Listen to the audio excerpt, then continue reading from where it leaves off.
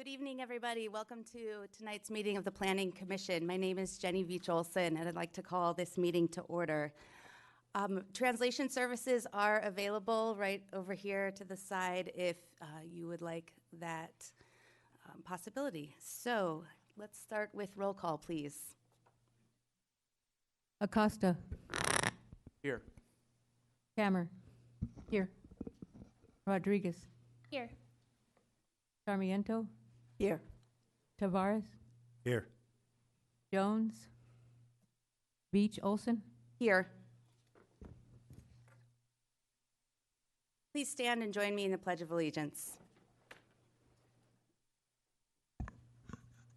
I pledge allegiance to the flag of the United States of America and to the republic for which it stands, one nation, under God, indivisible, with liberty and justice for all.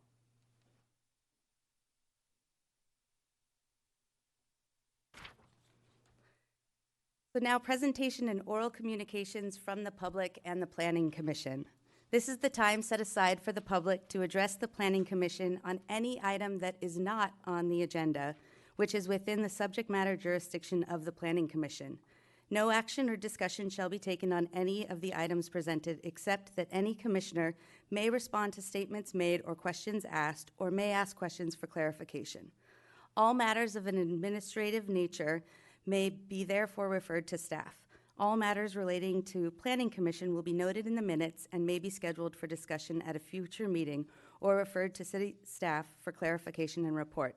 Any commissioner may request that matters be brought up under oral communications and be placed on a future agenda. All speakers are asked to fill out a card and leave it at the podium. State your name and address in order to obtain an accurate record for the minutes and to allow for follow-up communication if appropriate.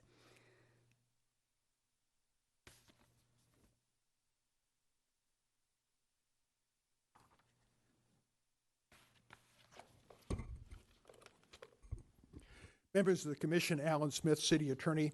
I wanted to bring to your attention some slight revisions we've made in the procedure for the conducting of your hearings tonight and future hearings. The main change is the way that deliberation occurs. Historically, the deliberation has started before a motion's been before you. And the typical way for parliamentary procedure and most legislative bodies to act is to have someone make a motion, have the motion seconded, and then have the deliberation. So you'll see in your agenda tonight for all three items a slightly clarified and refined procedure. For example, the first thing would typically be the staff report. That's unchanged.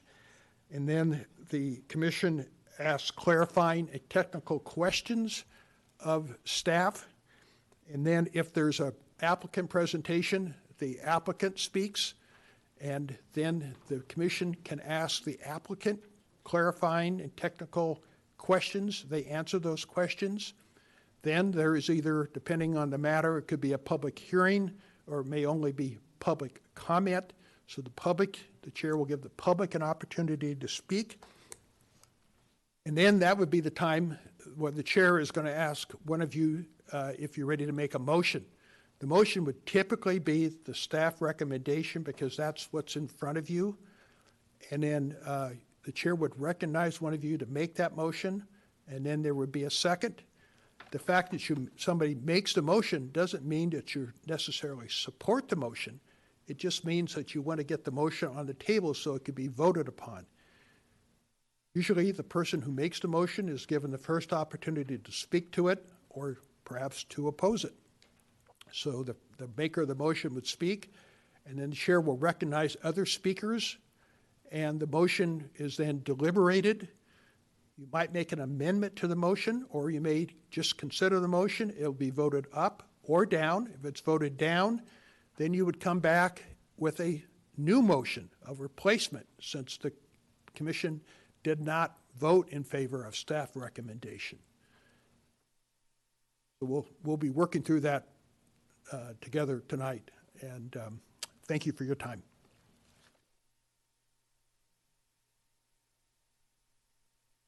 Any other oral communications from the public? Okay, seeing none, I'll bring it back to the commission. Any oral communications from the planning commissioners? Yes, Commissioner Comner. Two announcements. Thursday, May 9th, this Thursday, is Bike to Work and School Day. There will be breakfast right out here in front of the, in the double doors by the library, downstairs out in front. So please bicycle or walk or skateboard or ride your scooter to work that day. They're serving coffee and other breakfast items on that day. I also want to remind people about the Open Streets event, Open Streets Watsonville, which will take place on Sunday, June 2nd. And I'm not sure of the time. I think it's 11 to 4, but I'm not positive on that. But that's an event where they block off Brennan Street and Union Street and where you can walk and bicycle. There is information about different cycling activities and walking activities, different challenges, and just, to be out in the street and not to have cars and not to compete with traffic is a really, and celebrate the just being outside and having fun. So thank you. Thank you. Any other commissioners? Yeah.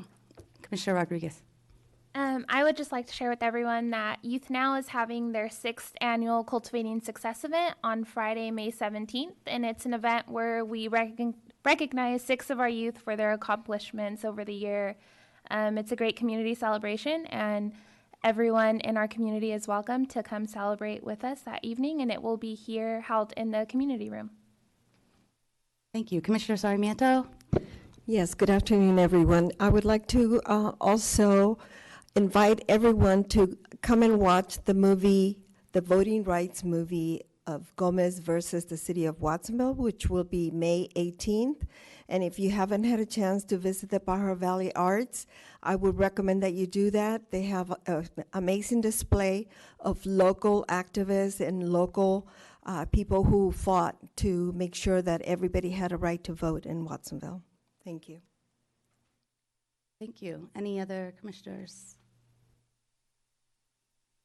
Yeah, Commissioner. Yeah, I'm just Perez. going to say something here because I see some men in uniform in the back of the room, and there's a larger audience than we normally have at our meetings. And I just would like to maybe throw it out there. If you see illegal fireworks or are bothered by illegal fireworks leading up to the 4th of July, call and report it because, in my opinion, it's a public nuisance and disruptive to my family's lifestyle, and I would like to try and hinder it to some degree. And I know that the fire department and the police officers are trying their best, but it takes the public support and to come forward and call in these people that are breaking the law. Thank you. I have 2 more announcements too. And first, I'd like to just say that it's really exciting that we have so much going on in our community and that we all have brought different announcements for different events. And so this weekend, we have the 2nd annual Art, Wine, and Beer Walk coming up in downtown. Tickets are still available on Eventbrite. If you missed it last year, I would highly recommend that you come out this year. It's a lovely stroll down Main Street, and not only do you familiarize yourself with the businesses, but you also get to taste many of our local vendors, our wineries, cideries, craft beer, and then there are always some food surprises as well. So come on out to the Art, Wine, and Beer Walk on Saturday. And then on Sunday is the 35th annual PV Shelter Services Mother's Day Run out at Ramsey Park. And tickets are still available for that as well. That's one of our beloved community traditions. And so there's a 10K run, a 5K run, a 5K walk, and a 1K Kids Fun Run, and if you want to do the 1K Kids Fun Run, I won't tell. So come on out and support those events and have a happy Mother's Day as well. So I think with that, we'll move on to the consent agenda. On the consent agenda, we have approving the minutes for the April 2nd meeting. Do I have a motion? I'd like to make a motion to adopt the minutes as is. Okay, and a second? I would like to make a correction because it shows that I was here at the meeting, but I was not.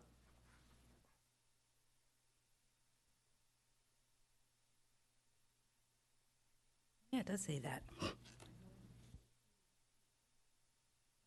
But I think it does say that you were absent. No, it says up here. At the bottom, it says that I was absent. Oh, you're right. Never mind.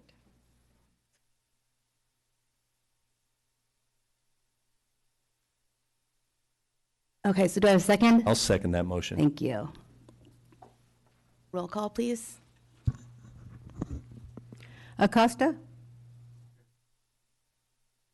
Cammer? Yes. Rodriguez? Yes. Sarmiento? Yes. Tavares? Yes. Beach Olson? Yes. The motion passed. All right, and moving on to our public hearings. The first one this evening is a consideration of a motion recommending City Council to adopt the city's 2019-2020 capital improvement plan with proposed public improvements and find the projects are consistent with a general plan filed by the City of Watsonville. I believe we're going to start with the staff report.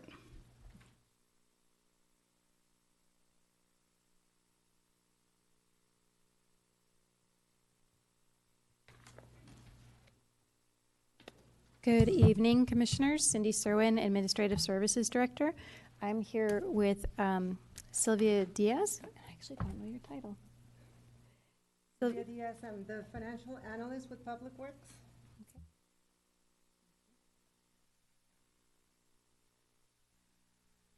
So the charter states that the Planning Commission shall have the power to list and classify annually all proposed public improvements recommended by officers, departments, boards, or commissions of the city and recommended to the council and the city manager a coordinated program of proposed public improvements for the ensuing 5 fiscal years, according to logical order of priority. Short and way to sum that is that we are asking you to recommend approval of our 5-year capital improvement plan for the city. The process varies a bit by funding source, but essentially departments in March are asked to submit to the finance office their requests for capital for next year for appropriations and then show a plan of capital for the next 5 years. The majority of our capital plan comes from very dedicated funding sources, mostly from the enterprise departments, so water, sewer, solid waste. The airport also has some. They, within their departments, go through their own planning process. We have a number of other special funds that fund our capital improvement plan, mostly in transportation funds. That comes from different state sources, the gas tax, SB1. We also have some impact fees that I'm not sure actually being used this year. And then CDBG funding usually has some space to fund a couple of capital projects. Most recently, that funds tends to go to the park department. But all of those funds are very restricted as to where they're coming from and where they're allowed to go. The general fund has a very limited capital plan and very limited resources at this point for one-time projects. And what the general fund was asked to do this year is actually last year, all departments submitted went through an extensive process to develop a 5-year plan. Which we included in that budget. This year, we were asked to look at that plan and actually just make adjustments. And so departments were asked to look at that and see if they were still their priorities and swap out if there was a project that was now a lower priority to swap that out for something that was higher, because the level of funding, unfortunately, in the general fund is not increasing. So overall, as you can see, we have in the coming fiscal year, which will go to council to be appropriated in June with the budget, we are proposing to spend over $23 million, close to $24 million in capital projects. Again, you can see the vast majority of that is in enterprise funds, particularly in the sewer department. The rest of the funding, actually this year is a 2-year budget, so we'll be adopting the first 2 years, but it'll be a revised next year. The second year will have a chance to be revisited, and then the other 3 years are just for planning purposes. Again, just another way of showing that the sewer fund has some major projects coming up. Those will be some cash funded based on ratepayer revenues, and then the sewer department is also planning on bond funding some of the major projects. And then by department, the airport has some big runway projects happening, so they are partially again funded through their enterprise revenues, and they also usually get a match from the FAA. CDD, that I think is actually parks, in that $250,000 is going for bathrooms. That's CDBG funding. And then the Parks Department mostly has, you can see in your exhibit that it's mostly maintenance projects and some updates and facelifts of parks, which are desperately needed. And then Public Works again as the enterprise, and then transportation funding. So some of the examples of projects we just talked about, but in the general fund side in particular, it's really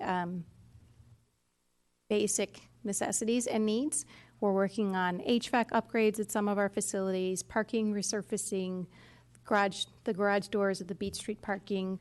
The Parks Department has some facelifts, courts, field resurfacing, some really, really kind of basic work, because unfortunately that's the only level of funding we have available right now. Transportation projects are a lot of the street projects you're seeing happening all over the city recently, and so there'll be a continuation of that with some focuses on bike lane improvements. Some of the trails are slated to be worked on, some ADA improvements and basic traffic flow improvements. The airport I talked about a little bit, in that they are mostly working on some big runway repaving and extensions, which is going to be exciting for them. The sewer, replacement of sewer. Actually, in just a few slides, Public Works is going to talk a little bit about more of some of their projects. The big one that's happening in the sewer is actually a replacement of the headworks. That's the project that's going to be bond funded. And then with that, I'm actually going to turn it over to Sylvia so she can explain a little bit more where some of that money is going to be going. Hey, good evening again. My name is Silvia Diaz. Like I said, I'm the financial analyst with Public Works. And what I wanted to do is give you a visual of where the majority of those projects are going to happen. That's why I have this map that shows there's some road improvements, there's some sewer line replacements that are happening, some storm upgrades. We also have a signal light. And majority of those major projects are happening in Freedom, Green Valley, and Airport. And they're happening, like I said, all these 3 projects, the sewer, the road maintenance, and they have to happen. We have to do the sewer replacement before we do the road maintenance, but I just wanted you to have a visual of what's happening, and that's going to be a very busy area.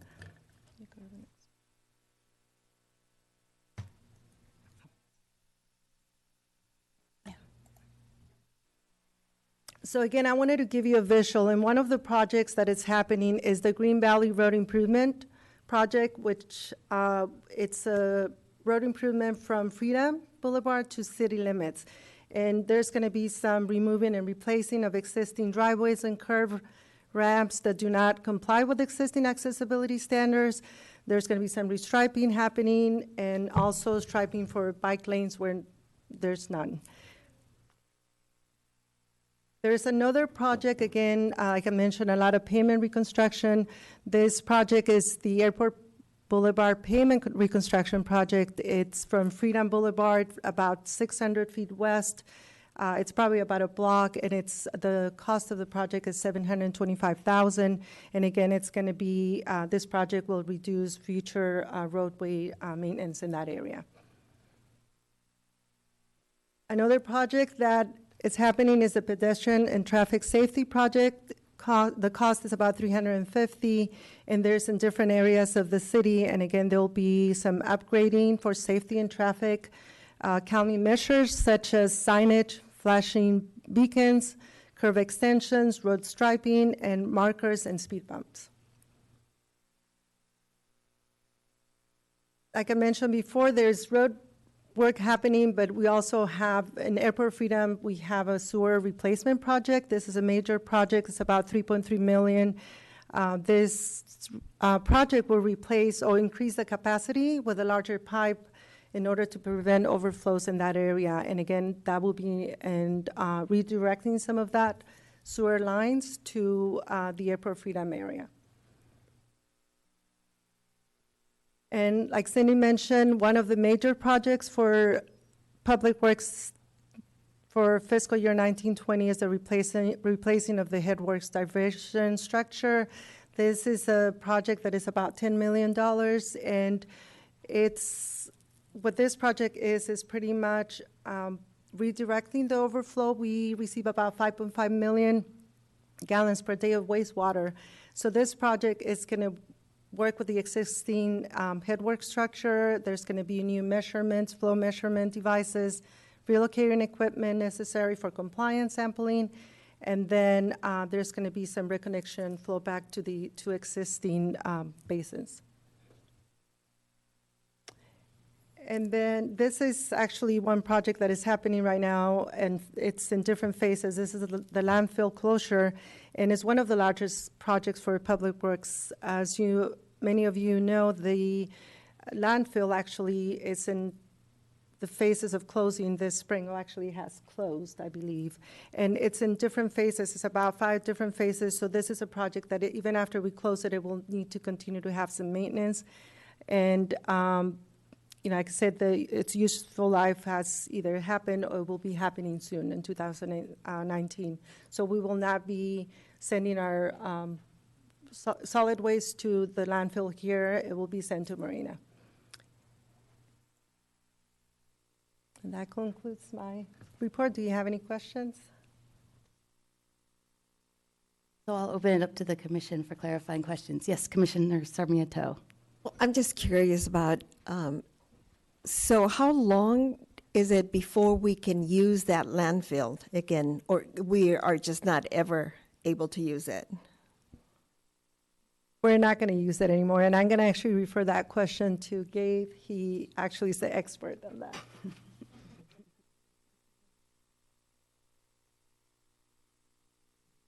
Good evening, Commissioners and staff. Gabe Gordo, Public Works Administrative Services Manager. So our landfill consisted of 5 phases, and we're currently closing the 3rd phase of a 5-phase project. This current phase opened in 1996. We do have 2 other phases that in our permit show areas for growth for continuing operation of the landfill. But the investment of opening a new landfill in the state of California is really cost prohibitive. It's an expensive business to enter. There's very few landfills left in California, and the ones that are left are being preserved, trying to be preserved. In our case, when we look at the overall financing, this is 5 years ago, we figured it'd be the best interest for us to develop a contract with the local agencies such as Monterey Regional Waste Management District, which is the landfill located in Marina. We had a relationship with them, and it was more cost effective to enter into a contract with them than to invest millions and millions of dollars in this extending continuing the plan for the landfill. And when we looked at the cost benefit, it was much beneficial to do this. It saves the citizens money and their bills. Plus, there's a lot of requirements as far as permitting that makes it a really complicated process, because we'd have to go to the Coastal Commission, State of California, the water board. So it's really a very complicated process. So this actually helped us tremendously. Yeah, I'm just curious, as our community continues to grow, and we need to, but are we saving,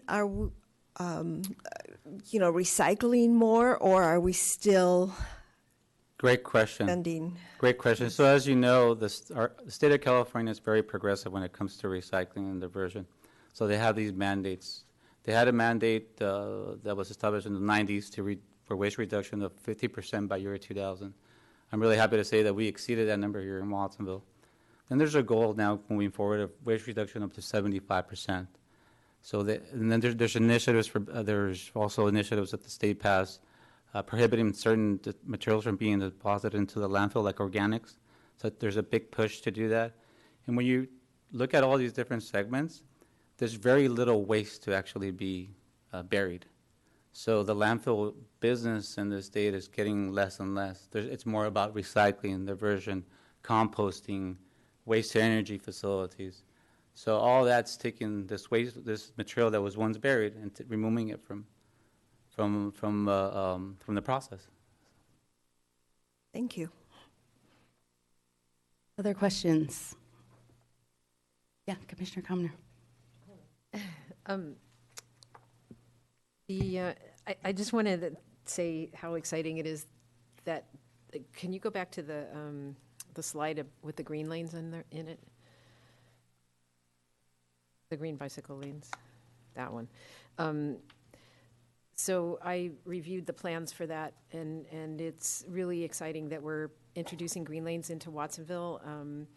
And I think it'll be definitely an improvement for bicycles, even though it's only paint, because it'll give drivers a heads up that there might be bicycles on the road. And I know there are a lot of these projects. I see a lot of road improvement projects, and I know that people sometimes get frustrated that, it's slows traffic, but it's wonderful that all these projects are being funded now. I know they were in the pipeline, and now they're coming to fruition. So thank you for that. It's really wonderful to see all those projects on here and funded. Any other questions? Yeah. I'm looking here at the spreadsheet with the numerous projects. And I have one general question in terms of the years, the 5 years that are in the columns. Is it a possibility to have some of these expenditures or the projects, the money that's dedicated to the projects, moved forward at all, or is that money allocated to be used only in those years, or budgeted for those years only? Well, most of the projects and the funding, right, it's staggered out in the 5-year plan based on when we expect to receive funding, our capacity to actually get projects done in a certain timeline. So, the departments do really look at the funding streams carefully and estimate what they think is going to be coming in when. And so it is actually, depending on the project, if you have a specific question, we might be able to take a look at that. But generally, it's pretty planned out based on the timing of when we think the funding is coming and based on staff's capacity to actually get the work done. Mm-hmm. And based on the priorities. And as Sylvia mentioned, the coordination too, right? If you're going to have a road open for a sewer project, it's the right time to also open up that, to repave that road. So coordinating all of the projects at the same time as well factors into the planning of the years. Yeah, I feel that there needs to be an importance or more publicity on the fact of pedestrian and traffic safety. I know that it's an issue that the city's promoted or advertised to be promoted. I know that another pedestrian was hit and killed this last weekend. I see it, I live it, I deal with it myself, so I know that it's equal fault sometimes, but definitely putting an importance on safety would be paramount, I think, if possible. I also want to point out on the funding for those projects that The only reason we as a city have money for those projects recently are because of voter-approved measures, right? So the voters have spoken, and the city is definitely listening, both Measure D, that was countywide measure that was passed a couple of years ago, and then the defeat of SB 1 in November. That has given the city the funding to be able to do those projects and to keep funding those projects into the future. And I think I just have one more note here.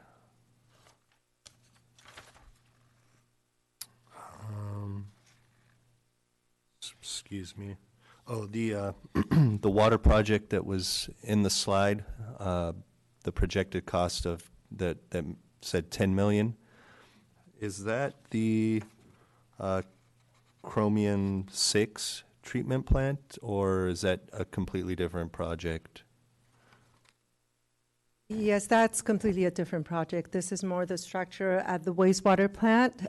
The Chromium 6 project, it's a project that is gonna, again, it's still on hold, we're still waiting, and that's for the water. It's a water project. This is a wastewater. This is happening at the wastewater treatment Okay. plant. Okay, yeah, because I didn't see it. I did not see it on the chart here or on the spreadsheet. It's actually now Oh, there it slated is. I in the see it. water fund Yeah. for fiscal year 21, 22. 21-22. Yeah, I see it up here. Replace Headworks division structure. So the Chromium 6, what is that project? I mean, it's a big project, it looks like, based off of the money. Let me take a crack at it. I'm not on the water side so much, but basically the state of California passed a regulation limiting the amount of chromium-6 found in all the potable water systems in the state. There's now some discussion at the courts as far as what the lat level is, but what it would require us is to build a treatment facility at every one of our well sites. And so we have a number of well sites across the city. So each of one of these well sites, I believe it's up to 9 different well sites that would receive some treatment. So each one of those systems it's new technology. So as you can imagine, new technology is really expensive. Some places have one treatment or one place where they collect the water and then distribute it. Here in our town, unfortunately, we don't have that. We don't have like a reservoir or a large dam. So we have to treat 9 sites. So it would require this installation of all this equipment at each one of the sites. So it could be estimates up to $20 million to do all that work.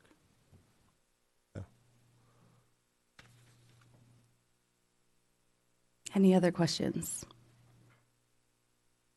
Okay, I'd like to open it up for a public hearing. If any members of the public would like to address the commission or city staff regarding this agenda item. Okay, seeing none. Now I'm looking for an appropriate motion. I'll make a motion to accept the staff recommendation. I'll second that. Okay, we have a motion and a second. Is there any further discussion by members of the commission?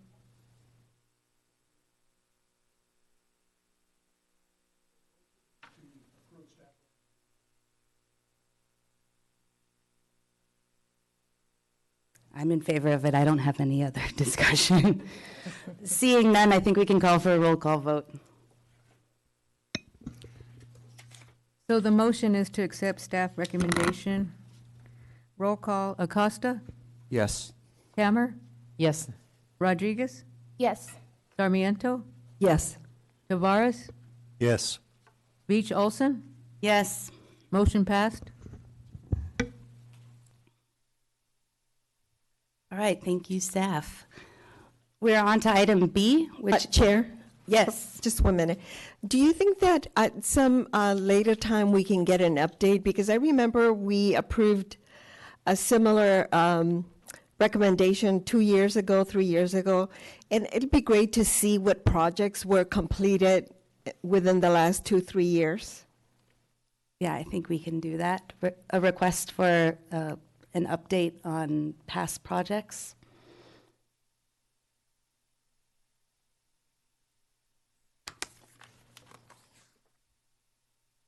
Okay, thank you. So we're moving on to item B, which is a consideration of a motion recommending approval of an application for a minor land division, tentative parcel map variance, conditional fence permit, and a special use permit with design review and environmental review to allow construction of 3 townhouse units on a 0.2 acre site located at 230 East Riverside Drive, filed by Gordon K. Wong, applicant, on behalf of Roberto Flamenco, property owner. And we'll start with the staff report, please. Good evening, Planning Commissioners, members of the public. I'm Justin Meek, Principal Planner, and I'll be presenting this project. Just by way of an overview, I'm going to touch on very quickly the background and the process that we're for the entitlements that you'll be considering tonight. Then provide a description of the proposed project along with some specific discussion of how the project conforms with development standards and design guidelines. I'll touch on CEQA and how the Planning Commission may make findings in support of this project. So before you tonight are the following project approvals or entitlements, consisting of a tentative parcel map for the subdivision of a vacant lot into 3 residential lots and a common area parcel, 2 variances regarding minimum net land area and private open space, a conditional fence permit for an overheight fence in the front yard setback area, along with special use permit with design review and, of course, environmental review. The reason why this is going before you tonight, because many of these items otherwise could be approved administratively by the zoning administrator, is because a structure of this height requires a special use permit. And since that requires your approval, all the items are being brought forward for your consideration. The proposed project involves 3 row-style townhouses on small lots ranging in size of around 1,500 to 1,700 square feet. The floor area for each of the units ranges to just shy of 2,000 to approximately 2,500. A project of this nature results in a density of just over 15 units per acre. Other improvements to the site include a shared driveway, 2 garages to the rear, 2 visitor parking spaces, and a common open space area, again, towards the rear of the project site. This constitutes an infill project. It's surrounded by residential development. The site and many of the surroundings are designated for high-density residential development and are within the RM3 zoning district. As you can see, the site is fairly small, just over 8,000 square feet at 0.2 acres in size, and is at the intersection of Riverside and White. It shows the tentative parcel map. As I mentioned before, it would result in 3 small lots fronting Riverside Drive with a common area parceling for shared access and visitor parking and common open space area towards the rear. This is what the site plan looks like. Again, the attached row-style townhouses. You can see in this area the driveway access and the parking to the rear with what are labeled as backyards in the front, and I'll go into a little bit of that in a bit. The first floor shows how the 2-car garage at the rear of the site with a porch entrance to the front. There's a single bedroom. On the ground floor, the central unit, the one in the middle, has a full bath, whereas the other 2 units have a half bath on the ground floor. And the garage is where there's at least 200 cubic feet of storage. The second floor consists of an open floor plan for the kitchen and dining room. There's a laundry room and bathroom, as well as the living room on the other side facing the front. There are balconies on the second floor. The first and third unit at either end include 2 small balconies, and the one in the middle includes 1. On the top floor, or third floor, is where there's the main residence, 2 more bedrooms, 2 more bathrooms, as well as more balconies for the private enjoyment of the residents. This shows an illustration of what the interior of the new townhomes would look like from the ground floor to the top, from the back view as well as from the side. As you can see, people would enter from the front and then have stairwells that lead up into the building itself with, again, garages towards the rear. It also helps illustrate the articulation and massing and scale of these townhomes. The following elevations illustrate what the look and feel and architectural details that are proposed for this project. You can see there's hardy lap siding with multiple color schemes to help break up the massing and provide visual interest. There are roof dormers with decorative corbels for nice design elements, the trim to help break up the floors and massing of the building. And as I mentioned before, there's changes in articulation in the facades with pop-out windows, again, to help break up and provide some visual interest to this particular project. Each of the units has a front porch with pillars and stone veneer at the base. This is an illustration of the rear with the garages. You can still see this wraparound stone veneer around the sides and rear of it. Again, the same look and feel on the rear as well as the sides. So you have the same materials and articulation on all four sides of the building. And here's the proposed materials and colors again. 3 color schemes for the hardy lap siding. There's a typo in there. In sort of a sandy color, a soft gray color, and brown color, as well as a light gray stone veneer at the base and standing seam metal roof. For areas that don't involve building or patio, path, or vehicle access, the rest of the site is landscaped and comprise more than 20% or around 22% of the entire site. As shown here, that you have private patio areas, landscape toward the rear, and then the common area for the residents of all 3 units to enjoy. The proposed plant palette includes a mix of grasses, shrubs, and trees, all of which are drought tolerant and should help enhance the visual appeal of the site. In terms of the district regulations for the RM3 zone and the city's residential development standards and adopted design guidelines, it conforms with all of them except for the following specific issues here: the minimum net land area, maximum building height, private open space provisions, fencing, and I'm also going to touch on the trash enclosure. So as you can see here, for a project, actually I highlighted the wrong one, it should be the second one, the minimum net land area. For it to conform with the regulations for within our zoning code for the net amount of land per unit per bedroom, the site would need to have approximately 118 additional square feet. Now there is a provision under section 14-40.110 subsection C that specifies that for sites that have a minimum net land area of up to 89% of the city's requirement, a variance may be granted. And that is what the applicant has requested. Given that this represents a difference of up to close to 98.6%, Planning Commission may support this request. In regards to building height, buildings within this zone are permitted by right up to 28 feet, and again, with a special use permit, up to 40 feet. As you can see in the section, the need for the additional third floor is to provide additional habitable space, and that results in the additional bedrooms as designed for these units. In terms of development standards, it conforms with parking, landscaping, yard. There are some variations in terms of private open space that I want to touch on here. It's not that the size that's being proposed is inconsistent. It provides more than 200 square feet per unit in aggregate in private open space, not including the common open area as well.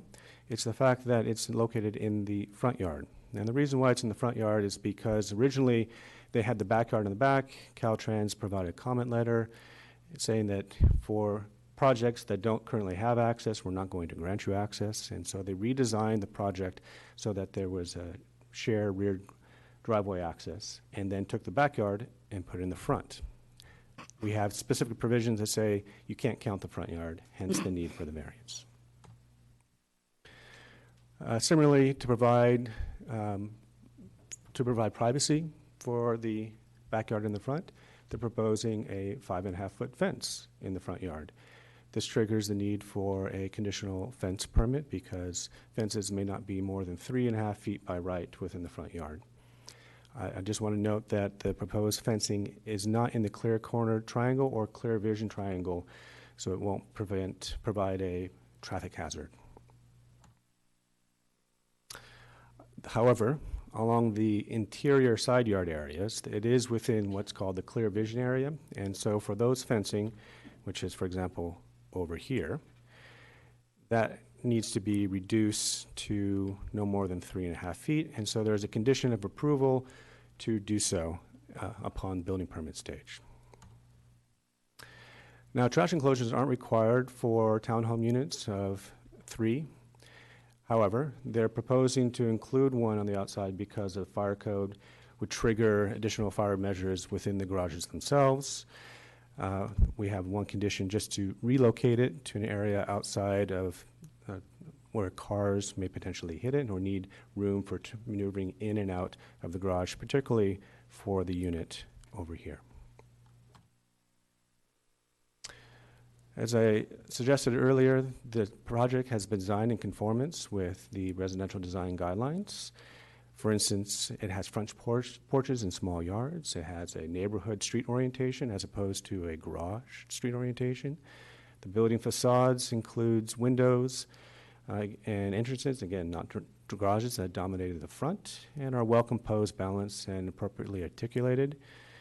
The details are on all sides of the buildings and should be aesthetically pleasing and harmonious for the site and the surrounding community. The massing is broken up by everything from windows, balconies, offsets, and trim. And again, the parking is unobtrusively hidden towards the rear. In terms of environmental review, this project qualifies for what's called a categorical exemption. Qualifies for Class 3, 15, and 32, and this deals with small construction, infill development, and minor land divisions. So as proposed and with the conditions of approval, the Planning Commission may make the required findings in support of this project for the tentative parcel map, special use permit, design review, 2 variances with respect to minimum net land area and minimum open space provisions, and conditional fence permit, which have been included as Exhibit A to the resolution. Therefore, staff recommends that the Planning Commission adopt a resolution approving the minor land division, variances, conditional fence permit, and special use permit with design review and environmental review to allow construction of the 3 townhome units on a 0.2-acre site located at 230 East Riverside Drive. And that concludes my presentation, and I'm available for any questions you may have. Thank you. Any clarifying or technical questions from the commissioners? Yeah, Commissioner Kemner.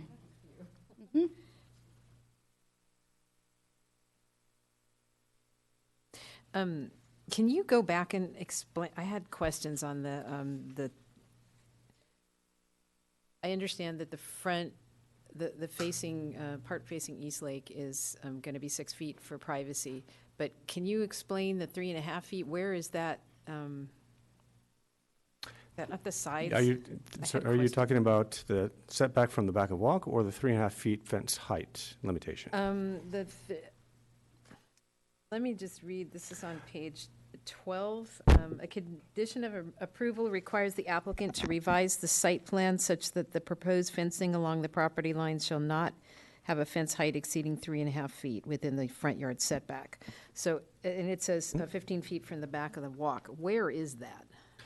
So that's we're talking about along the sides. So for example, on here and then on the other corner. This is in the front. This is what is considered the clear vision area. And so since there's a driveway right here, fencing may not be more than 3.5 feet so that someone entering or exiting that driveway would be able to see over fencing and wouldn't be blocked. And so this portion right here within the front yard setback, or 15 feet, has to be reduced, step down in height from 6 down to 3.5. Okay, so that's that.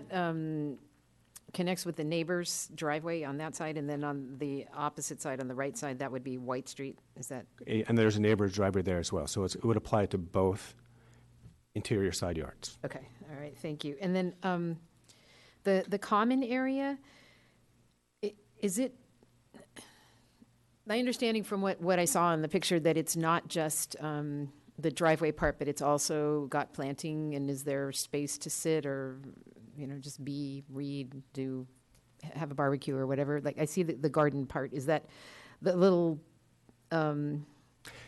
Yeah, so there's a Got a seating patio area and with things? decorative pavers and bench, so it's just it's a nice area for people to be able to sit. There'll be landscaping and a tree there, so okay. it's just a nice little amenity for the residents. Okay. And then, are balconies considered part of the private open space? They are if they have a minimum distance of over 6 feet, but none of these do.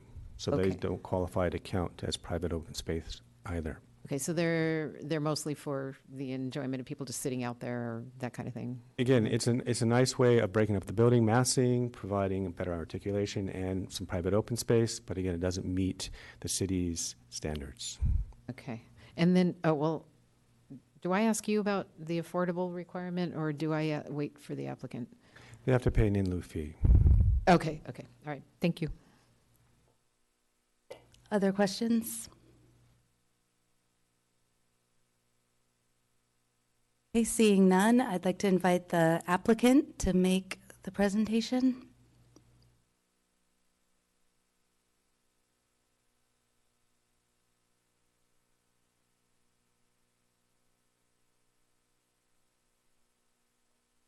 Hey, good evening. Thanks for having me here. My name is Gordon Wong. I'm the architect on the project.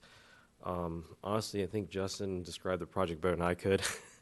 Are there any questions? I've reviewed all the docs. We're here to conform with the fencing, all the things that were requested, the trash enclosure. We were just reviewing all the material from the traffic department, all the different departments. We're happy to comply. Any further questions, I'm more than happy to answer.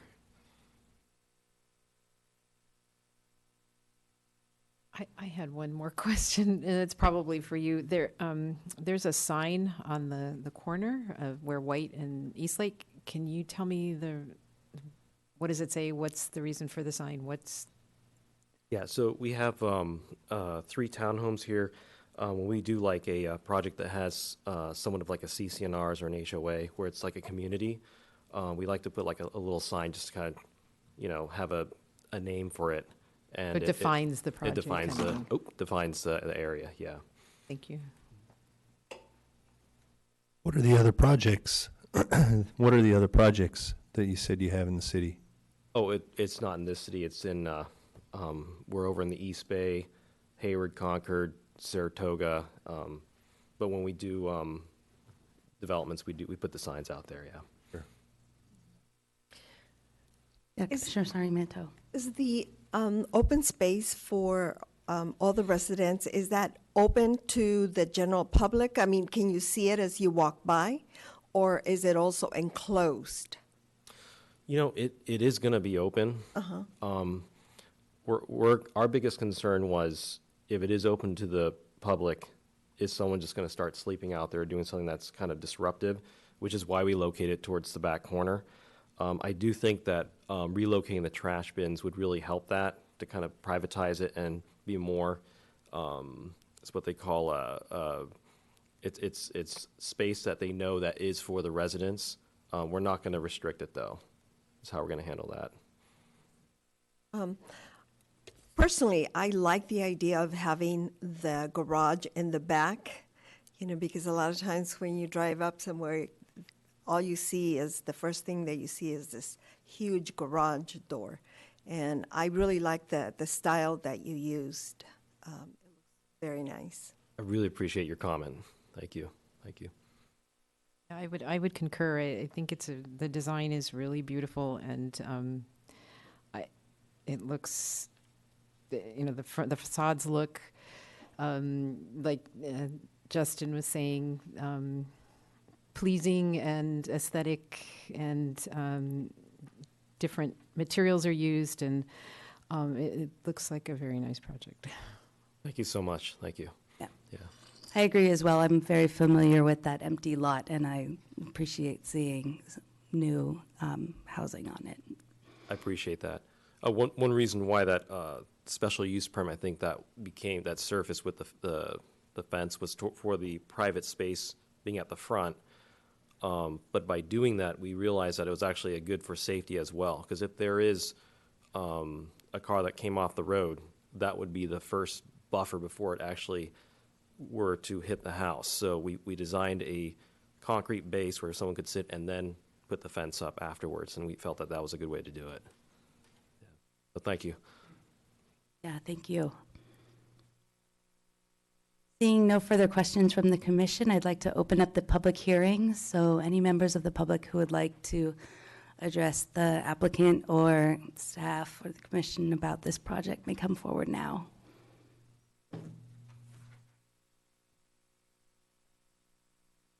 Okay, seeing none, I'll bring it back to the commission for an appropriate motion.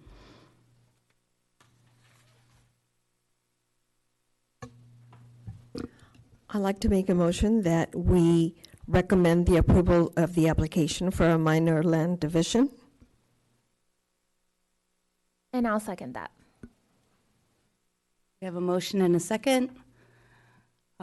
Would either of you commissioners like to speak to the motion? Is there any further discussion? I'm just a little hung up on the minimum net land area requirement. I don't know if anybody else has the same concern, but I don't know if it's a big deal or not, really. It comes close, pretty close to the requirement, particularly when you're talking about 3 units. I don't really know if anybody else has those concerns.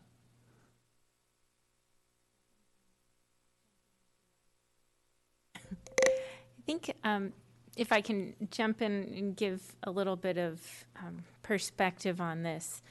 Usually when we're looking at projects on small lots, the thing that limits the density isn't the minimum net land area, it's actually the ability to accommodate all of the parking required. Mm-hmm. And I believe that is why our ordinance allows for that variance of up to 11% in meeting that minimum net land area. And again, this project is meeting all other requirements of the zoning ordinance, including parking and the trash enclosure and everything. And so it's just a little over 100 square feet short of meeting that minimum land area. It's allowing for a quality infill project meeting everything else. And so with the minimum net land area, what, I guess that term, what is the benefit or the disadvantage of not meeting that requirement? I think probably we can tag team on this. Like what, you know? Let me see if this helps as well. Bear in mind that the land is designated for high-density residential, and that range is from 14 to 37 units per acre, and for SROs up to 42 units per acre. The proposed density is 15, so it's barely above the low standard for a high-density project. What makes the minimum net, and if you look at the requirements for minimum net land area, they're graduated. So for sites less than 5,000, you can have a main unit and ADU. For sites between 5,000 and 20,000, so roughly half an acre, this is the category within which this project falls within. For larger sites, the minimum net areas are smaller. So it's designed in such a way as to really address some of the overcrowding issues in a lot of the existing neighborhoods where you saw a lot of new units coming into small lots, particularly around downtown. And so it was a way of saying, okay, we want high density, but we want to have a graduated scale, and we want to address some of the existing problems that have developed over time. In this case, we have a new development. It's nicely designed. It otherwise conforms with all the standards, design guidelines, and so forth. It just so happens that when you add that third bedroom, it triggers a minimum net land requirement just beyond what's the city standards.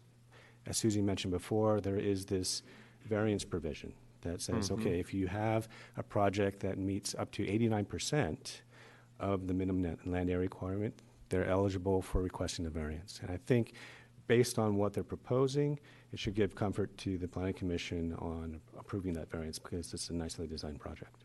So in your opinion, I don't want to say it's not a big deal, but it's something that you would recommend? Yes, and I think the minimum land area requirement was, again, to address some of the crowding issues in other parts of the community. Okay.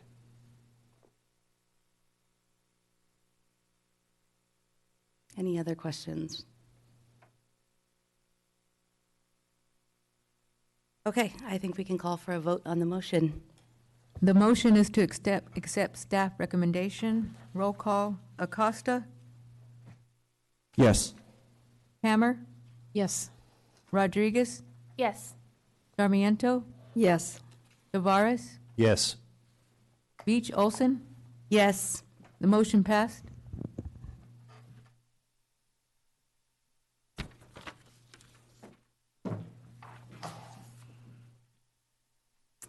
Okay, and now on to item C, which is, I believe, why you all are here this evening. This is a consideration of a motion recommending the City Council approval of a text amendment to Title 14 zoning of the Watsonville Municipal Code regarding alcohol-related uses, Chapters 14-25 and definitions 14-18. Before we get started with the staff report, if I could get just a quick show of hands of people who are interested in speaking to the council regarding this issue. Great, thank you.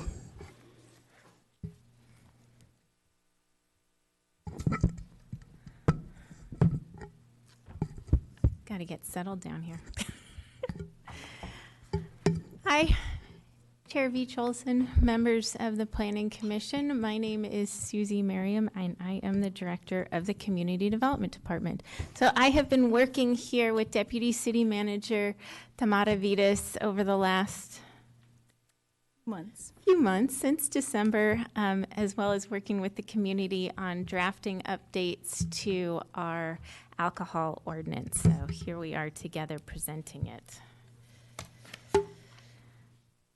So just to give you some background, way back in the day in 1992 to about 2002, the city of Watsonville, we had some significant social and crime issues related to alcohol uses here in the city that included overconcentration of alcohol sales as well as poorly managed businesses that weren't able to handle over service and over sales of alcohol, that kind of thing.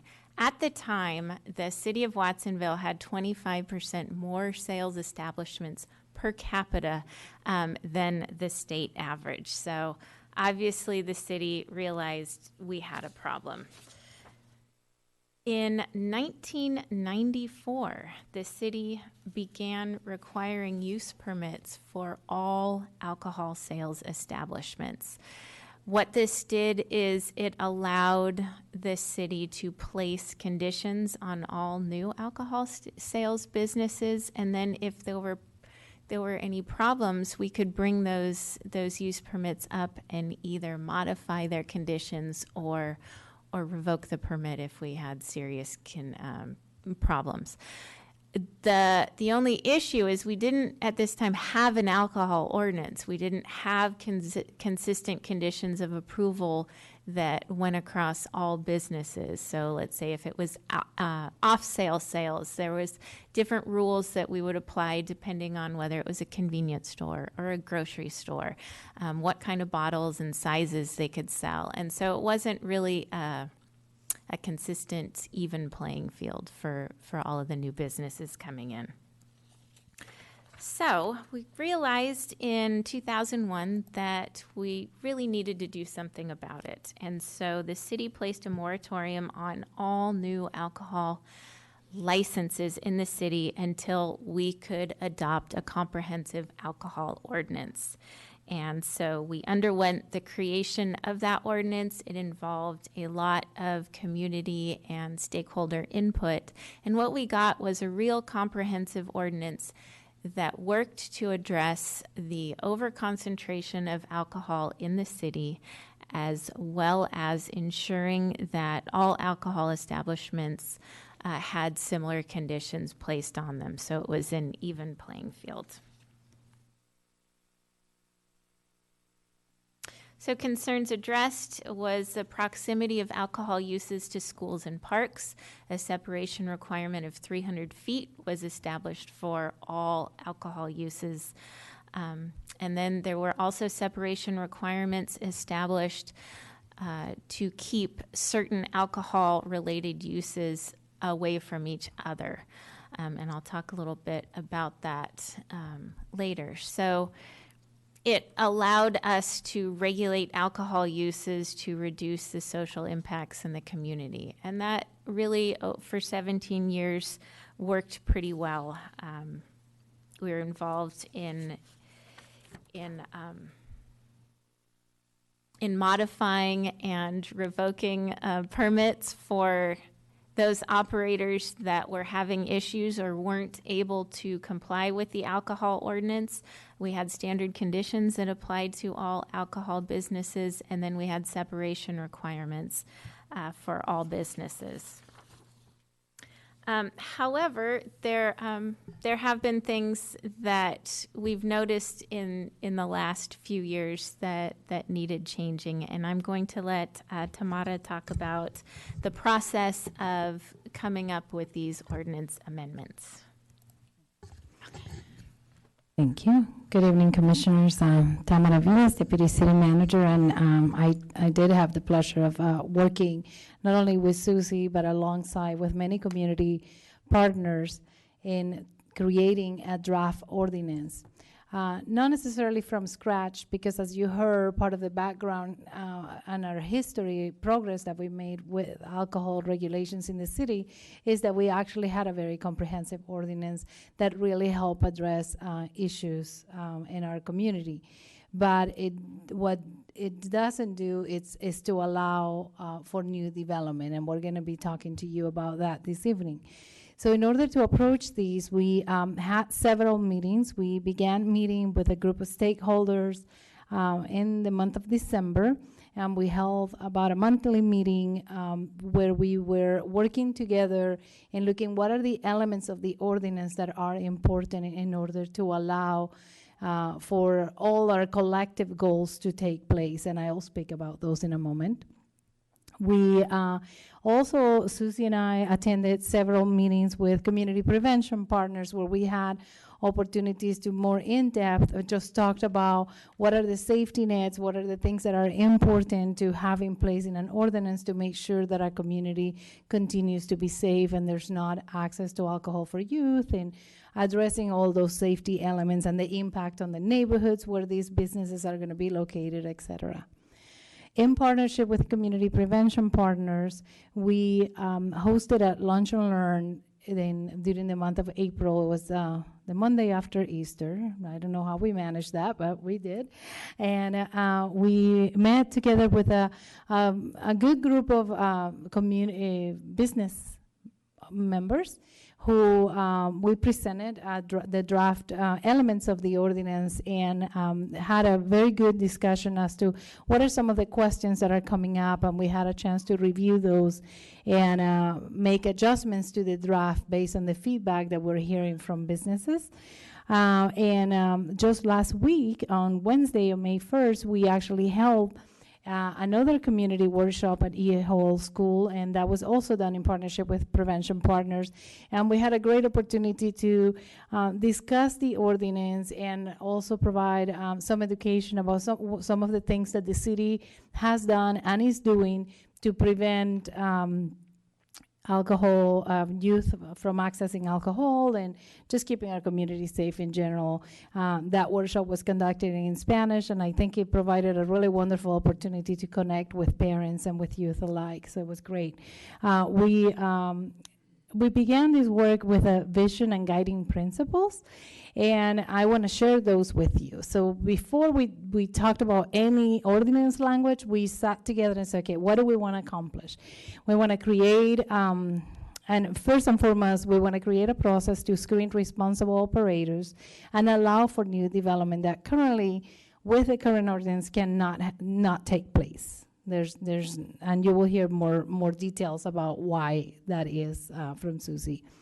We also had some very healthy discussion around, like, let's make sure that the opportunities that this process affords is equal. It's an equal opportunity for all of those responsible, qualified operators that decide to navigate the permit process. So you don't have to be you don't have to have a certain amount of money or certain, like whatever the qualifications are. It's an equal level playing field for everyone to be able to obtain a permit.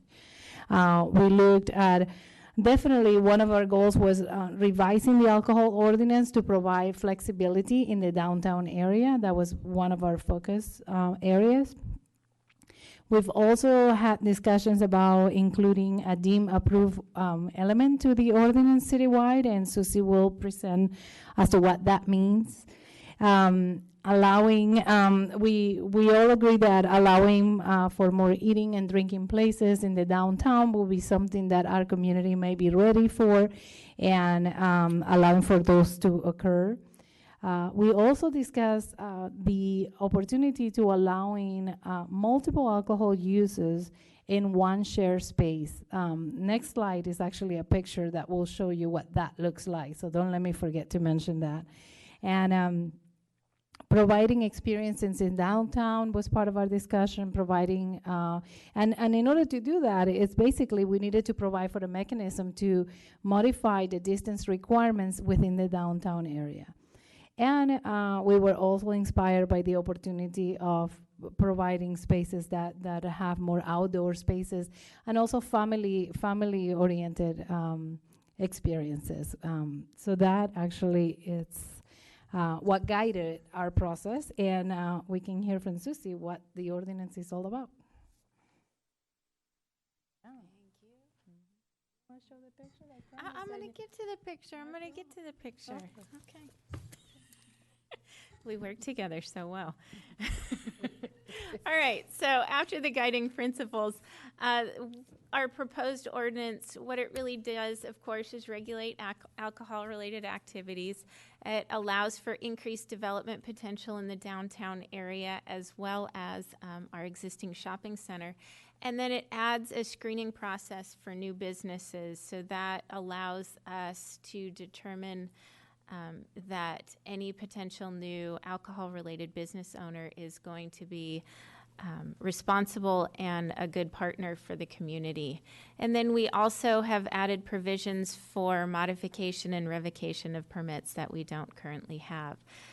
So our current ordinance, we've kind of go through this with the existing ordinance and proposed ordinance. So our current ordinance regulates alcohol mainly through the separation requirements. So there's no substantial application or screening requirements required for new alcohol-related businesses. When I'm talking about the downtown area, what we're talking about at this time is the Central Commercial Core Area Zoning District, and that's the red area on your screen. As we work through our downtown specific plan and get finished with that, that core area may be expanded or modified. But at this time, with our current regulations, this is the downtown area that we are proposing to change. And here are the pretty pictures. So maybe you guys have been to either Abbott Square in downtown Santa Cruz or San Pedro Square in San Jose. What they have are these neat flex spaces where you have different restaurants and cafeteria style eating. Then you have communal eating area that's both inside and outside. And then you have a couple of alcohol related businesses that either serve liquor or beer and wine. And these are some of the kind of flexible spaces we want to have in downtown Watsonville and throughout the city. Beer Mule out at Aviation Way is kind of another example of what this could be like. And these are business types and ideas that really weren't even around or figments of our imagination back in 2002 when we were working on the ordinance. So this is kind of the vision and where we want to go. We want to have some modern experiences in the downtown and shopping centers.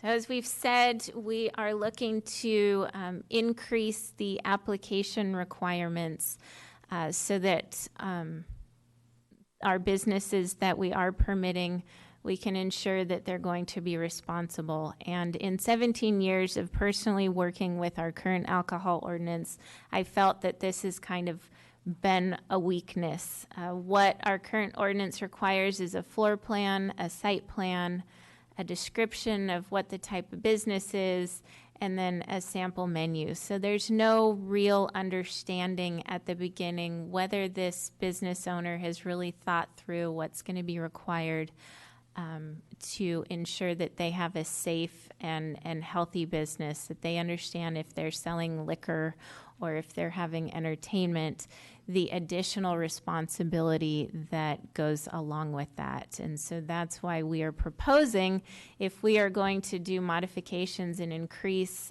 density of alcohol outlets in our downtown and shopping centers, we want to make sure that our business owners that do come in are going to partner with us and not cause problems like we've had in the past. So as part of our application, we've kind of modeled this on our cannabis ordinance, which actually has been copied by many other jurisdictions and used as a good example at the state level, in that, again, we required a thorough vetting process at the beginning of the application where we look at the business, we look at what they've submitted to us, and we give them a score. And through this scoring process, what we do is we actually will be setting up an interview with the applicants, and the interview panel will be consist of city staff from the city manager's office, community development department, finance, the fire department, and the police department. So all of those departments sit down and actually have an interview and discussion with the applicant to ensure that they really understand and again what they're getting into, and to ensure that they're going to be responsible. So they're going to be scored using a rubric that we are developing right now, but the main points of the rubric again are determining whether the location is appropriate for the type of business that they're trying to open, that they have a business plan and understand the expense that's going to that it's going to take to, or the funding that it's going to take to run the business and turn a profit. And that's not saying, oh, you don't have enough money or you need more money. It's like, okay, if you're going to have entertainment and you're going to need security guards and you're going to need a strong management staff and maybe an event coordinator, you know how much that's going to cost so that you're not setting yourself up to fail. We're looking at a neighborhood compatibility plan to ensure that these businesses aren't going to be causing nuisances with their neighbors, that they are going to have someone responsible for cleaning up in front of the storefront, and if their customers are affecting other businesses, that they've got ways to address that. Safety and security plan, again, for those businesses that are either having late hours or serving only liquor and have no food sales available, or have entertainment. We definitely want to make sure that they have safety and security plan in place. We're looking at community benefits, how they are going to help our community, and this also includes, are they family friendly?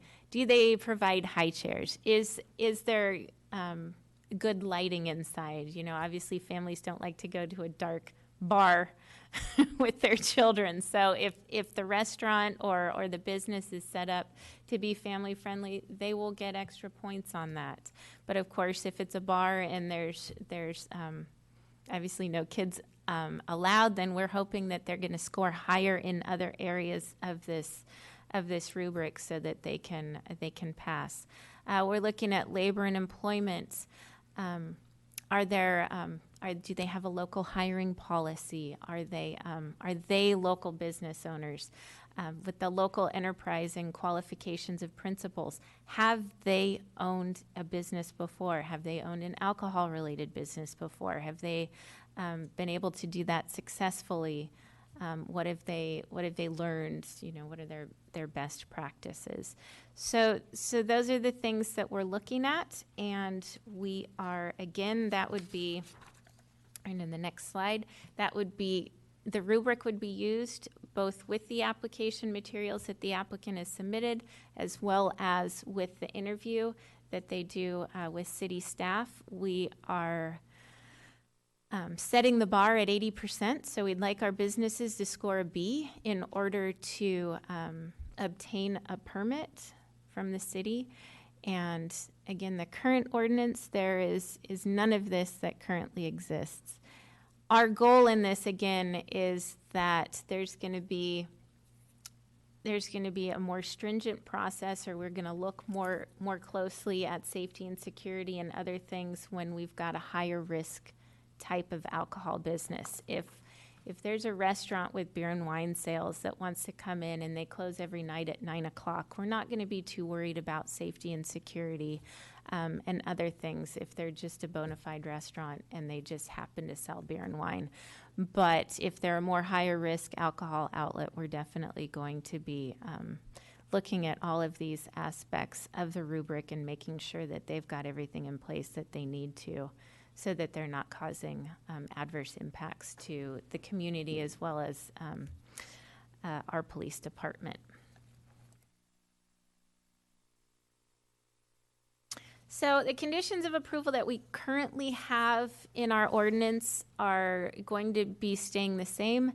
However, we are proposing, this is one thing that didn't get into the 2002 ordinance, probably because it didn't really exist at the time, but we are requiring that all businesses have LEAD training, which is a responsible alcohol operator training. It's free to businesses. It's offered periodically through the alcohol and license, ABC, and so we're requiring that all servers and managers, anyone dealing with alcohol at the business, attend the training, and then usually we require within 3 to 6 months that any new staff attend the training.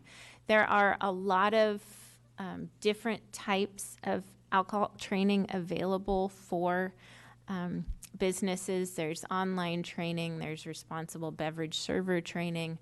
What we found is the LEAD training, which is an in-person class, and I do believe it's a full day, is the most comprehensive and the best.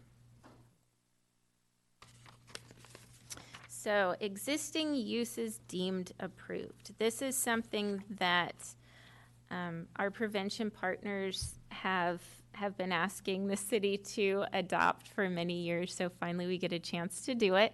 What it means is any business, any alcohol-related business that's already operating, which in the city of Watsonville means they already have a use permit, but they fall under this umbrella of being already deemed approved. So any nuisance issues that we have with them going forward, we can address administratively by either modifying their conditions of approval or revoking their permit. And any revocation or modification would then be appealable to Planning Commission and or council if necessary. Currently, modifications to existing permits require Planning Commission approval, which can take months before we can get something on the Planning Commission agenda. So this allows staff to more quickly address significant concerns with businesses. And as we've talked about separation requirements, as you know, separation requirements apply citywide, and they apply to convenience stores, liquor stores, gas stations, restaurants with liquor sales, restaurants with bars, and bars. They do not apply to grocery stores or restaurants with beer and wine sales. So in the downtown and shopping centers, you'll see there are multiple restaurants with beer and wine sales. They could be right next to each other. There's no distance requirements attached to them. However, if you've got a restaurant with liquor sales, and I think on my next slide we have them. Okay, here's our downtown. So you see the 2 stars on your screen. Those are our 2 restaurants with liquor sales in the downtown. One is Jalisco's and one is El Alteño. Because of the 500-foot separation requirements, 500 and 1,000, these are the only 2 restaurants with liquor sales that are allowed in the downtown. All the other businesses have beer and wine sales and are bona fide restaurants. As we're looking at intensifying uses in the downtown, which is high density, and allowing for more modern uses like an Abbott Square or a wine bar, or maybe even another restaurant with liquor sales, with our current requirements, we can't do that. And so we worked with the prevention partners and the community to figure out how to address this problem. And that's one of the main reasons why we're here tonight. So instead of looking at just straight distance requirements, the idea we came up with is let's look at allowing a maximum percentage of business licenses in this district to be alcohol related. So what we're proposing is that 10% of all business licenses in the downtown be alcohol related. Currently, we've got about 226 total business licenses in the downtown. So that would allow about 23 total alcohol related businesses. Right now, I think we have 13 or 14, so it would allow us to have 9 to 10 additional alcohol-related businesses in the downtown area. What we're proposing in shopping centers, which have similar density issues to the downtown, in that they're generally either one parcel or a couple parcels, but they can't meet the separation requirements, is to allow 20% of business licenses in the shopping centers to be related to alcohol. Now, this is something that we are continuing to research. I don't quite have all the data on all the shopping centers, like the number of business licenses and the number of alcohol uses in the shopping centers. So we may be adjusting the 20% based on what our findings are between tonight's meeting and when we go to City Council. And again, our current ordinance just relies on separation requirements across the board. Either you meet the distance requirements or you don't. And we have never wanted to go into the domain of trying to allow variances to the distance requirements because it didn't make sense at the time. But I think it's a creative way to safely allow an intensification of alcohol in the downtown area and shopping centers. So along with that, along with increased submittal requirements to ensure we have responsible operators allowing for more alcohol-related uses in the city, what was also important was that we have better, more consistent enforcement and collaboration with our alcohol-related uses. So what we're proposing, and this is not part of Chapter 1425, it's a separate finance ordinance that will go straight to council, but just for your information, and so you know this comes along with it, is we're proposing an annual alcohol license fee of $400 per business to provide annual training, enforcement, and processing for this ordinance. So one of the things we would like to do with this money is every other year the City Police Department gets an ABC grant to do alcohol enforcement. They do the shoulder tapping, they do the minor decoys, and they do education for businesses. But the city only gets that grant every other year. So this annual fee will allow for the police to continue these programs every year so that they will have more presence and more communication with existing businesses, as well as ensuring that through the shoulder tapping and minor decoy programs that they are educating servers and alcohol businesses to ensure that alcohol stays out of the hands of kids, underage kids in the community. And currently, there is no alcohol-related fee. So we've proposed modification and revocation processes in the draft ordinance, and this actually establishes a process and findings required to revoke or modify an alcohol license. So if we're having an issue with a business, administratively, the zoning administrator would be able to immediately modify any conditions of how the business operates to address the impact, whatever it is, either if it's late hours, if it's entertainment. We can administratively say, okay, right now, while we're dealing with this, before we bring this to hearing or make a final determination on what we're going to do, you are not going to have entertainment anymore. You are going to close at 10 o'clock instead of midnight, so that we can immediately stop the problem. And then having findings required for revocation makes it very clear to any business owner that we will be modifying or revoking a permit if they are unable to or unwilling to bring their business into compliance. So they're very straightforward findings of fact as to why we would be modifying or revoking their permit. Currently, we don't have separate findings required for revocation of permits. We just make a finding that they don't meet the findings for approval. And then we also can't administratively modify their conditions prior to going to Planning Commission for a final decision. And sometimes if we're going to Planning Commission and then it gets a decision gets appealed to council, this could be in process for 4 to 6 months. And so it could save significant staff time and police enforcement time as we go through the process. And finally, we are also asking to modify our definition section of the zoning ordinance, which is 1418.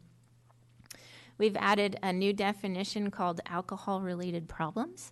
And what we did is try to separate out alcohol-related problems from the nuisance ordinance, which is a separate ordinance in our code, which is very burdensome to make findings for. So we can deal with an alcohol-related nuisance separately than from the nuisance ordinance.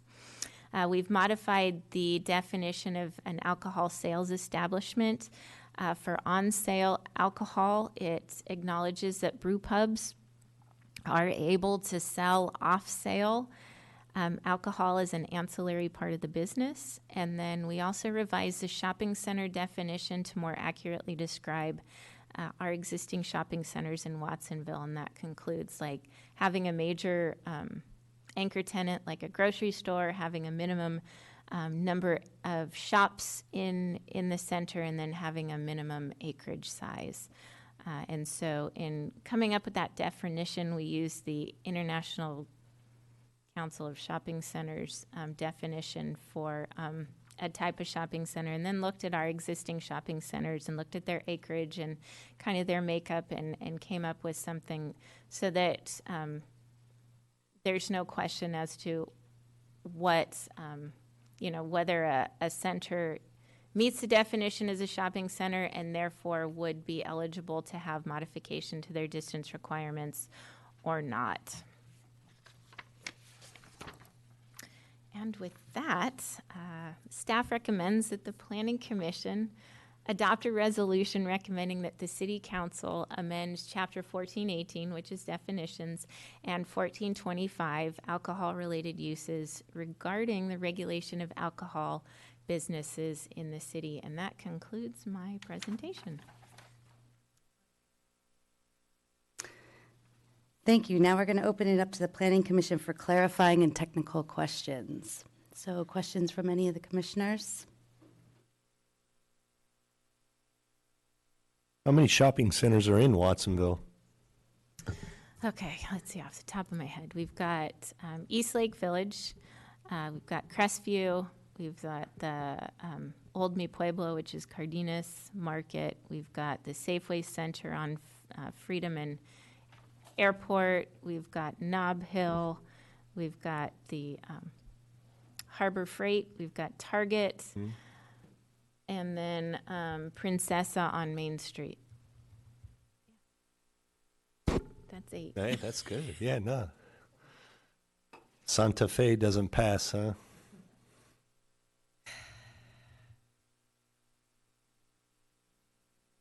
I have a question related to that. I don't think so, no. How are these percentages determined? The 10% and then the 20% for shopping centers, and what was the rationale behind distinguishing the two? What we looked at really is looking at the numbers. In the downtown, we felt that we looked at City of Santa Cruz, how many alcohol-related uses they had in the downtown versus how big their kind of downtown core is. Then we looked at our downtown, looked at the total number of businesses we have, total number of alcohol-related businesses, and then just kind of worked with the percentage. And I think that 9 or 10 more alcohol-related businesses is probably sufficient at this time for the downtown area. The shopping centers, we used East Lake Village as our guinea pig. And that is why one of the questions is 20% enough? We know with New Leaf Market that they are going to be over. I'm sorry, Staff of Life. Oh my gosh, I can't believe I said that. I'm sorry. The concern. Yeah, that they will be over. And so what we've decided to do is look at the business licenses and alcohol-related businesses in all of the shopping centers and make sure that we've got that one appropriately covered. Other questions? Commissioner Sarmiento. You mentioned that potentially we could have 9 to 10 additional businesses in our downtown area. Do we currently have that many vacant spaces where we can accommodate 9 to 10 businesses? You know, the city manager was just saying today he walked downtown and he saw about 12 vacant storefronts. However... Right, that would be appropriate for... However, yeah. I really can't answer that. And again, it's going to be based on who comes forward, what space it is, whether the proposed business is appropriate for that space. And then we've also got some property owners that are looking to redevelop. So we don't know what may be coming. Okay. I really like the idea that not only are you recommending this, but you're proposing several recommendations to really monitor the use and the businesses. So when you have an open space, who is responsible? Which business is responsible to monitor that the alcohol that is being purchased inside and taken out to the open space is not bought for underage drinkers? The business owner is responsible to for what goes on in their location, and if they've got an outside dining area or something directly adjacent to the business, they are responsible for patrolling that. Mm-hmm. And the other thing is also when they share a common area, which I think is really nice because it allows you to to purchase different things. Somebody may want a beer and somebody wants a glass of wine and food, but all of them share a table outside. Are all those businesses going to be responsible? Will they have sort of like an HOA to ensure that the neighborhood is kept clean and there's no, no pollution, no trash, no urinating on somebody's door? I think it's interesting, and we've talked a lot about the Abbott Square or San Pedro Square concept, because those two spaces are publicly owned, and so it's a whole different set of rules and functions. So in trying to figure out how that would work if it's a private owner, it would have to be some kind of manager overseeing the entire space and ensuring that everything is kept running responsibly and safely. One last question. Now, you talked about being able to, at the planning department, being able to address the issues directly with the businesses faster and, instead of coming to the planning commission and going through the whole process. But eventually that will be reported to the planning commission and to city council of what businesses had been cited or were already in a limited status or whatever that means. Yeah, how I envision it is usually we, in the community development department, when we do have a business that we're dealing with code violations on, especially if it's a higher profile business, the council members are informed through the city manager. I am guessing that most of the time, if we are modifying someone's hours of operation or their ability to have entertainment, they're probably going to appeal that to the Planning Commission anyway. I'm sure you'll hear about it. Thank you. Other questions? I got one. Just the conditions of approval. The hours of last call on Friday and Saturday, I personally think that 10:30 is a little early. I'd like to see it extended to 11. I don't know if that's possible or if that needs to be decided in the motion of approval. But I know that when I was playing in the men's basketball league here in the city, and after a game ends at 10 o'clock or something, we want to go have a beer together. Most places are closed, but it'd be nice to envision a bar that would be open or a restaurant that serves beer or alcohol, just to go have one. 10:30 seems just a little early. You could discuss that when you get to the motion part after the public speaks. Okay. And yeah, just to explain how we're proposing that works, and yeah, you're welcome to make that motion, as Alan said, that those are the standard base hours. And then if a business wanted to do entertainment or something similar, they could go through the entertainment permit process with the police department. But again, if the Planning Commission feels that 10:30 on the weekend is too early and you want to move that later, that's fine.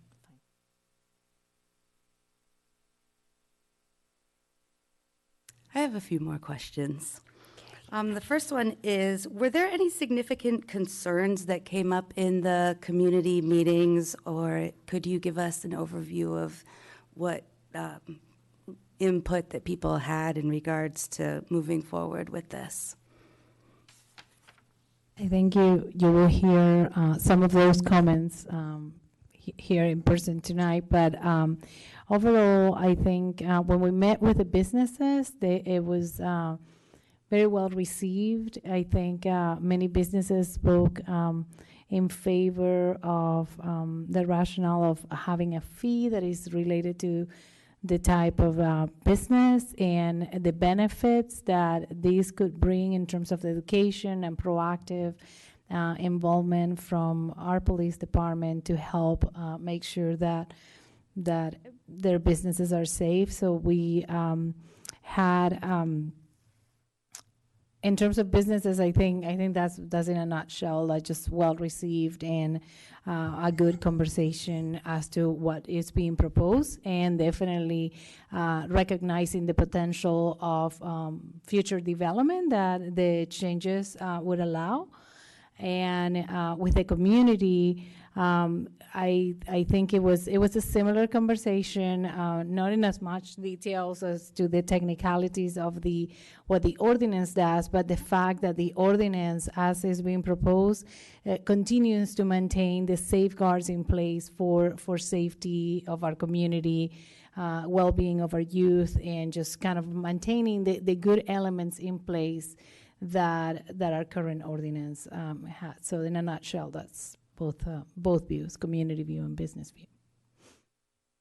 Great, thank you. And then I had a couple questions about the rubric and that process.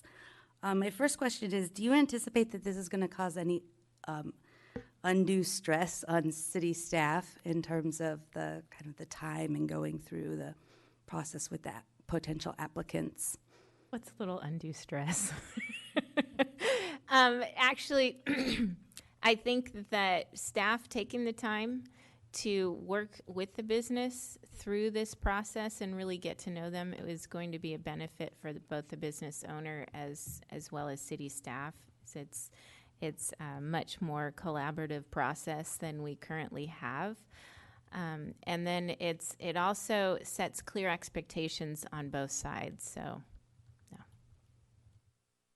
Okay, I actually think that the rubric is a pretty good idea, and I like the idea of potential applicants or local entrepreneurs presenting who they are and giving a little bit more of a detailed story about what they're interested in. And with that in mind, I'm not sure this is a question, perhaps it's just a comment, but it did strike me that perhaps the question, have you owned an alcohol-related establishment before, might be incredibly prohibitive to potential entrepreneurs. And so here's my question. Could you speak to the weighting system in the rubric and even in kind of broad terms what that's going to look like? Definitely. You want me to answer? Sure. Definitely the weighting on the questions is an important element that is being considered, and that in that particular case, it's in an area of bonus points of the rubric.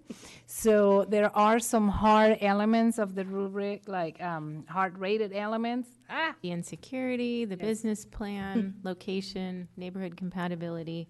But as far as the whether you're a local business, local hire policy, or have experience, those are bonus points. So technically, if you are successful in the 4 core areas of preparing your business plan, you should be successfully being able to obtain at least 80% of the points. But that could give you, just that extra edge. Okay, so that's for the overachievers out here. Yes. Okay, got it. Any other technical questions? Okay, seeing none, I'd like to open it up to the public. If you would like to speak to this issue, please come to the podium, give your name, address, or other appropriate information regarding who you are, and yeah, thank you. Good evening, Commission. My name is Gustavo Inderos. I represent CPP, Community Prevention Partners, and I'm an employee of the Pajaro Valley Community Health Trust.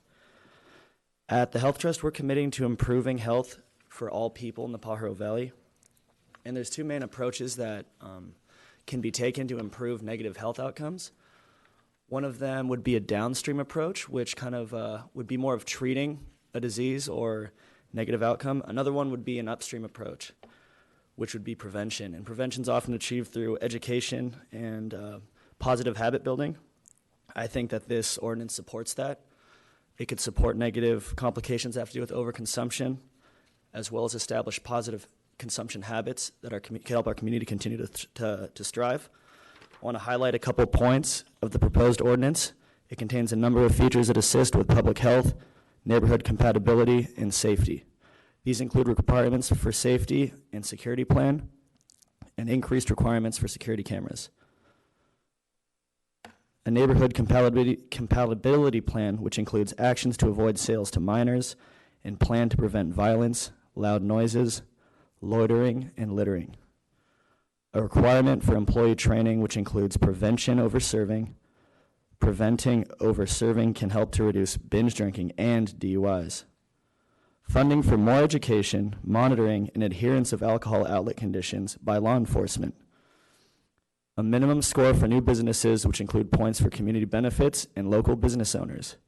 This ordinance includes a number of tools to promote community health and compatibility, which, while also creating more flexibility for business growth. Thank you. Thank you. Hello, my name is Brando Cencion. I am from Watsonville, California. I live on Airport Boulevard. I'm opening up a Slice Project pizza here in Main Street on 300 at the Fox Theater there in that beautiful picture. One of the things, I think it is actually a very good plan, but the only thing that I'm a bit concerned about was that 10% number. Only because I know there's new developments that are coming in. So one of the things that I would ask you guys to consider is what happens if an Abbott Square does open up in downtown, which would result maybe in 10 businesses opening up in that same location. That would take up the rest of the permits for everyone else for some, or maybe I'm wrong, I don't know, I see a head nod, but that's a concern that I had because I didn't see it really addressed with what happens when a new development opens in a lot of permits. Is it an umbrella permit for everyone under one business, or do multiple permits get assigned, right? Because me opening up, I'm not yet open, I'm thinking I'm gonna have to go through this process, and I'm totally okay with it. I think it actually does hit some key points, and it really does establish even a relationship with the city and what we're trying to do. But yeah, I think it's a good ordinance, but that would be one of my questions is what happens when an Abbott Square does open up? Like, does that take up all the permits? Because I would sure love a shot being a future business owner here in downtown. So thank you guys. Thank you. Just a quick clarifying thing. Can we have city staff address that question, or is that after the motion is made when we come back to that? There may be more than one person. Okay.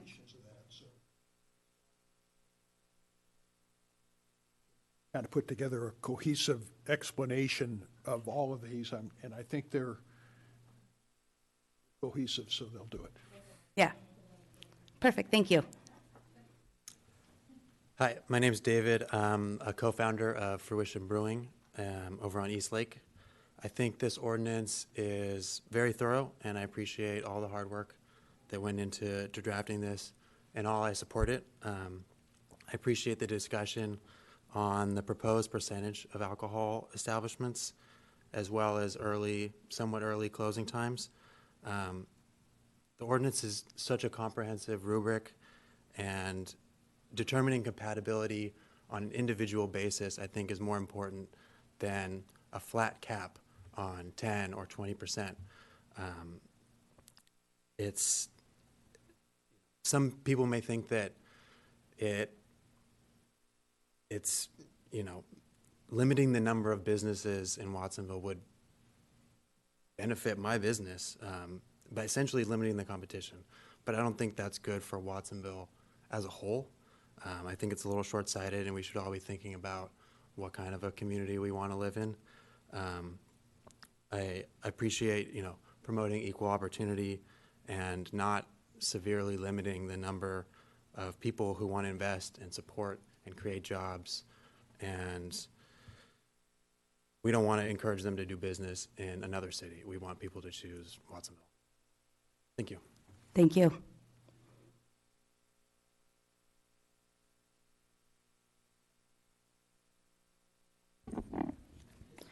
Buenas noches, señores miembros de la Comisión de Planeación. Mi nombre es Cristina Negrete. Vivo en esta comunidad por más de 30 años. Soy madre, esposa, y abuela. He trabajado por 25 años en esta comunidad y felicito por esta nueva ordenanza. Y les pido que piensen que vender alcohol es una gran responsabilidad.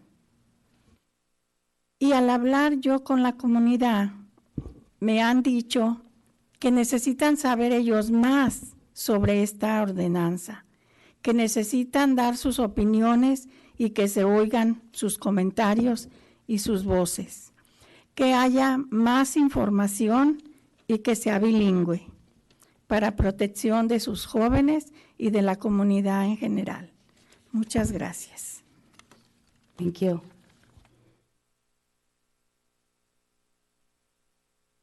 Buenas tardes, mi nombre es... Oh, one moment, please. I think we're going to have translation.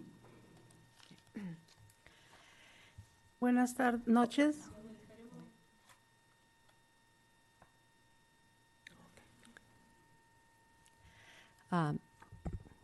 She said, good evening. Her name is Cristina Negrete. She lives here in Watsonville. She's been here for over 30 years. She's a mother, wife, and grandmother. She's worked here as well for many years. She congrats the city on the new ordinance. She just wants to make sure that we see the responsibility of this, and she's in talking with the people in the community.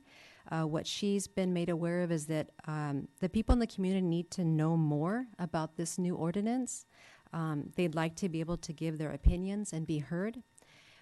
So the general feeling that she has is that the people in the community want more information, and they would like the information to be bilingual, and so that we can protect our youth and just basically have a good community conversation in this.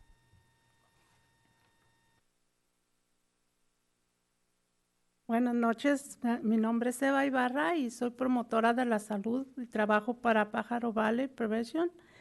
Y estamos aquí para abogar por la comunidad, por los jóvenes, ¿verdad? Que quisiéramos que hubiera más entretenimiento para los jóvenes, para que tengan dónde ir, como un lugar, como un boliche o algo así, para que no vayan tanto a tomar el alcohol.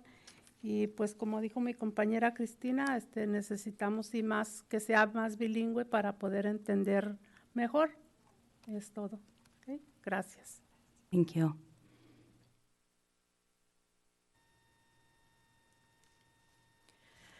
She introduced herself and that she works with the Pajaro Valley Prevention.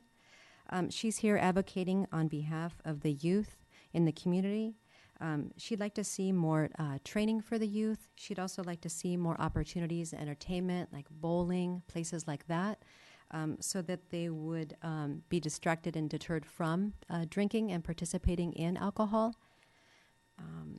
And like Christina, her friend, had mentioned, she would also like to see the information be more bilingual and to make sure that everybody in the community understands what's being proposed. Buenas tardes, mi nombre es Andrea y soy residente de aquí de Watsonville. Y solo quiero decirles que esta nueva ordenanza sea de beneficios para las familias, para mantener una ciudad saludable y segura. Gracias. Thank you.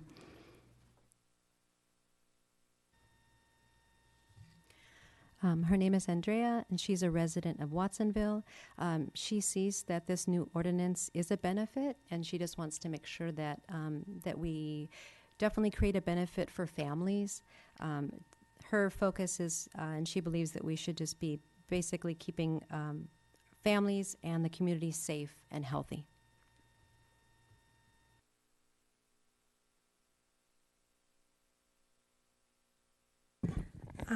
My name is Ana Cristina Carpio, and I'm here as a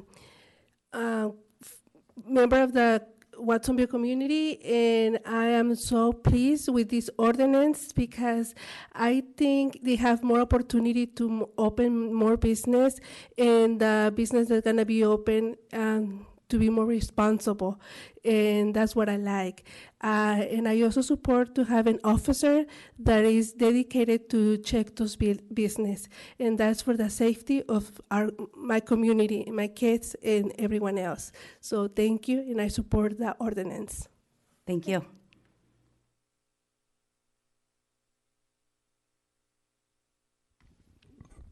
Good evening, Chair and Commissioners. Thank you so much for having us tonight. My name is Gina Cole. I work for Pajaro Valley Prevention and Student Assistance. We are members in the Community Prevention Partners. PVPSA has a long history of working with youth in many capacities. As Gustavo mentioned, we work oftentimes in the prevention, most often in the prevention, it's in our name, but we work in the prevention side. And as we all know, an ounce of prevention is worth a pound of cure.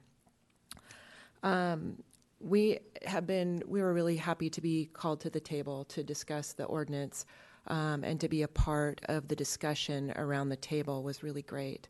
We were able to work hand in hand with the business community here in Watsonville to hear everyone's needs, hear everyone's point of view, hear everyone's input, and Tamara and Susie really facilitated good conversations. They kept us on track, keeping in mind all of the things that we said that we wanted to accomplish. I feel like we really did a good job in that. It was very, I think, interesting for all of us involved to hear the other points of view and to be able to look at the changes that are proposed through different lenses. So we were able to look through the business lens, we were able to look through the city lens, we were able to look through the law enforcement lens, and also through the public health lens. There are a lot of provisions in the ordinance that we really like, that we're very happy with. As far as having youth be central in all of this, we know that that we've done the best that we can to prevent any kind of. We've already laid things in. There's already provisions in this ordinance that are going to take kind of be able to have some kind of consequence for businesses that don't comply across the board. But we've also, I think, created a very fair ordinance in that this deemed approved piece will come in and cover everyone. Nobody is grandfathered in. Everyone will have a say, but everyone will also have a responsibility. We really want to thank the city for working collaboratively with everyone, and it was a great process. And thank you again for helping create a safe and healthy environment for Watsonville. Thanks for your time. Thank you. Good evening, Madam Commissioner, Planning Commissioners. My name is Robbie Olson. I live on Rogers Avenue in District 2. With you there, Mr. Tavares.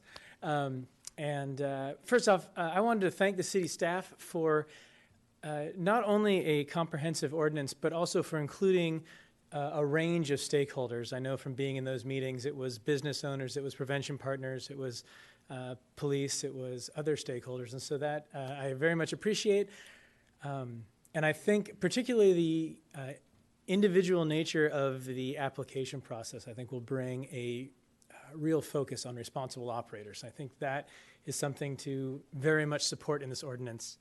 I'd love to hear more about how we got to the percentages. Like, for instance, we mentioned studying Santa Cruz. What is Santa Cruz's percentage as a city of similar population?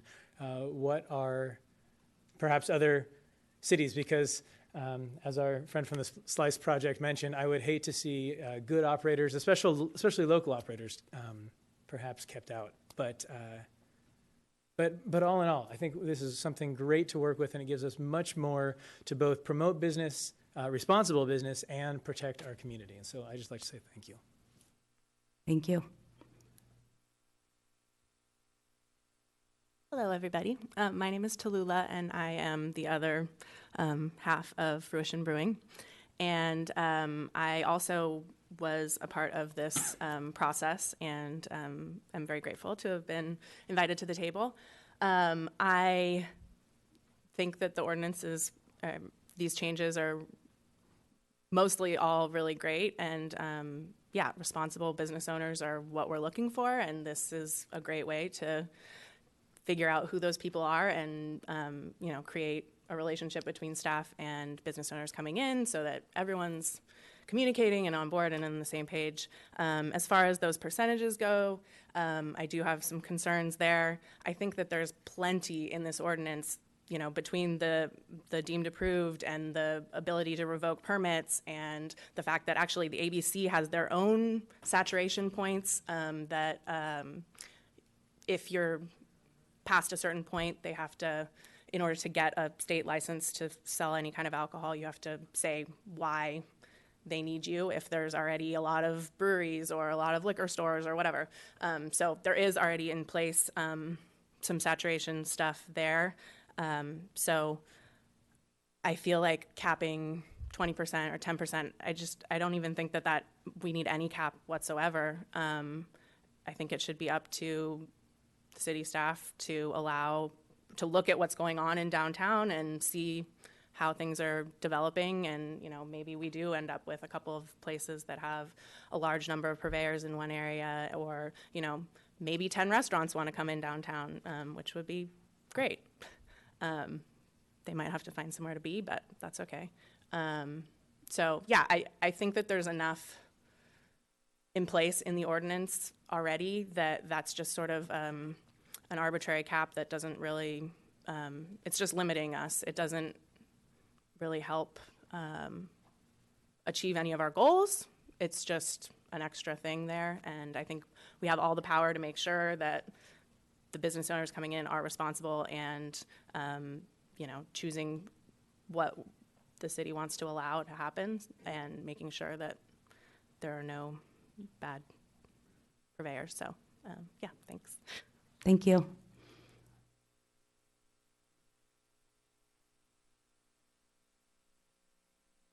Hi, I'm Chris Kodiga. We're from East Lake Village. I guess we are the guinea pigs. So as you heard, we're at 26% with our current tenants, including Staff Alive. So 20% all of a sudden changes everything, and I know we're grandfathered in or however it goes, but still an issue for us. And also with the percentages, are they rounding up?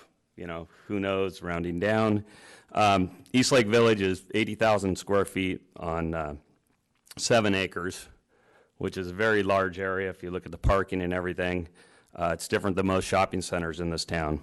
I think we need to figure out the effect on the existing shopping centers prior to changing the ordinance whole scale. Although we are not against this at all, we think it's a very positive step for Watsonville. Also feel that the hours are arbitrary, you know, because we could, one thing that can happen here is, you know, eventually maybe Eastlake, you know, has, you know, 7 or 8 restaurants or something like that, and we can't accommodate them in the city because of the ordinance. There's no, and that flows into, there's no growth accounted for in the ordinance for additional restaurants. As you know, nowadays, shopping centers are becoming lifestyle centers. A lot of the retail has gone online, so people are looking for activities to do. An economy is not static, and we don't know what the future holds. We think that if there's, you know, there should be security, safety, good operators, good and responsible operators. That's most important. Again, the 10 to 20% percentage seems arbitrary. How does it affect shopping centers with and without 10,000 square foot anchor? You know, it's sort of ironic. We're talking about the city, beer, wine, art, and wine walk this weekend, which is okay. But a beer, wine at a restaurant and shopping center with greater 20% alcohol use is not okay. Also, we know we feel that if you look at Watsonville, what the Hansons have been doing, you know, all of a sudden we're getting, you know, some economic activity downtown that brings the vitality and vibrancy, but right now we're trying to determine the economic composition of the city when we don't even know what it's going to be, and it looks like some of these rules can be very punitive. The problems with the alcohol is usually with the operator, and it's definitely not with the percentages. If you look at building out a restaurant nowadays, it's very expensive. It's probably $200 to $300 a square foot. So multiply that times 1,000 or something, and you have a big issue. We also, and I will finish right now, restaurants, brew pubs, grocery stores should be separate from bars and off sale. Okay, and we think overall the community will benefit from having an ordinance, but it has to be very rational and thought out. Thank you. Thank you.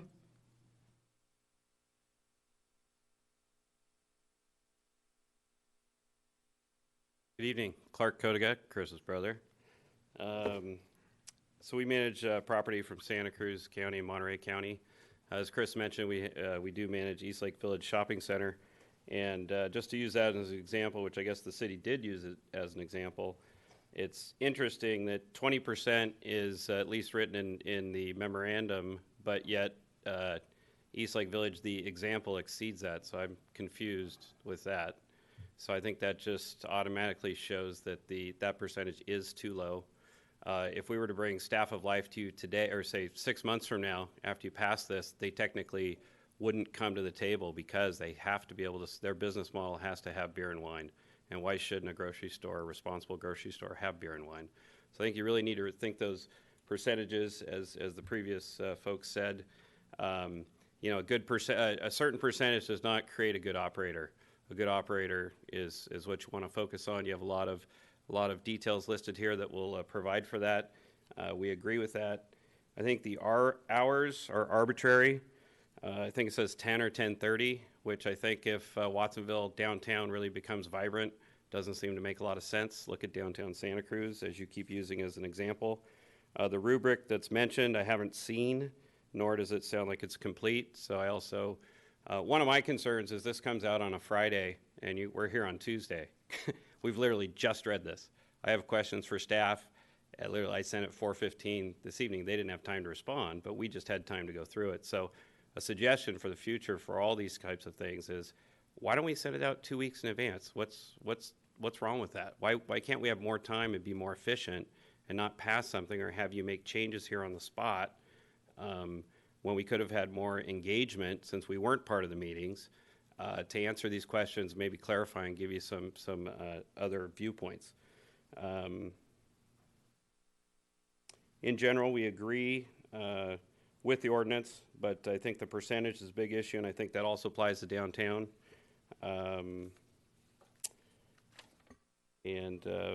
We're happy that the city is focused on being more flexible with these types of businesses, as my brother mentioned. You know, what happens if we have a new Italian restaurant that wants to come to Eastlake Village or another shopping center? We have to turn them away because we've exceeded our percentage. It just seems ridiculous. I would also like to just make a reference, a little factoid here. Community Prevention Partners was signed by Christopher Carr, who, by the way, is also the director at the Cannabis Connection. I just thought that was interesting when I looked up his name because I didn't know who he was.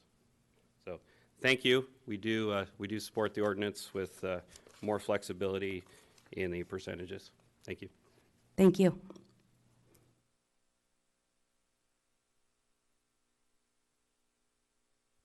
Short one here. Good evening, everyone. And the city, I want to thank the city again. My name is Neva Hansen, business owner and property owner in the downtown, and was also asked to be on the committee, and I thank you very much for that. It was such a positive experience, as you have heard tonight from other committee members and from prevention. I'm just so thankful that the city is doing this, bringing a diverse group of people together to look at this ordinance in depth. And I really feel it's a very good ordinance with a lot in it of prevention in the front of it, of all that's going to be asked of the businesses and the screening and the training and the process and the education. So I feel there's a lot being done in the beginning of the process, so we're not all reacting in the end of the process. I also just want to express a concern as well.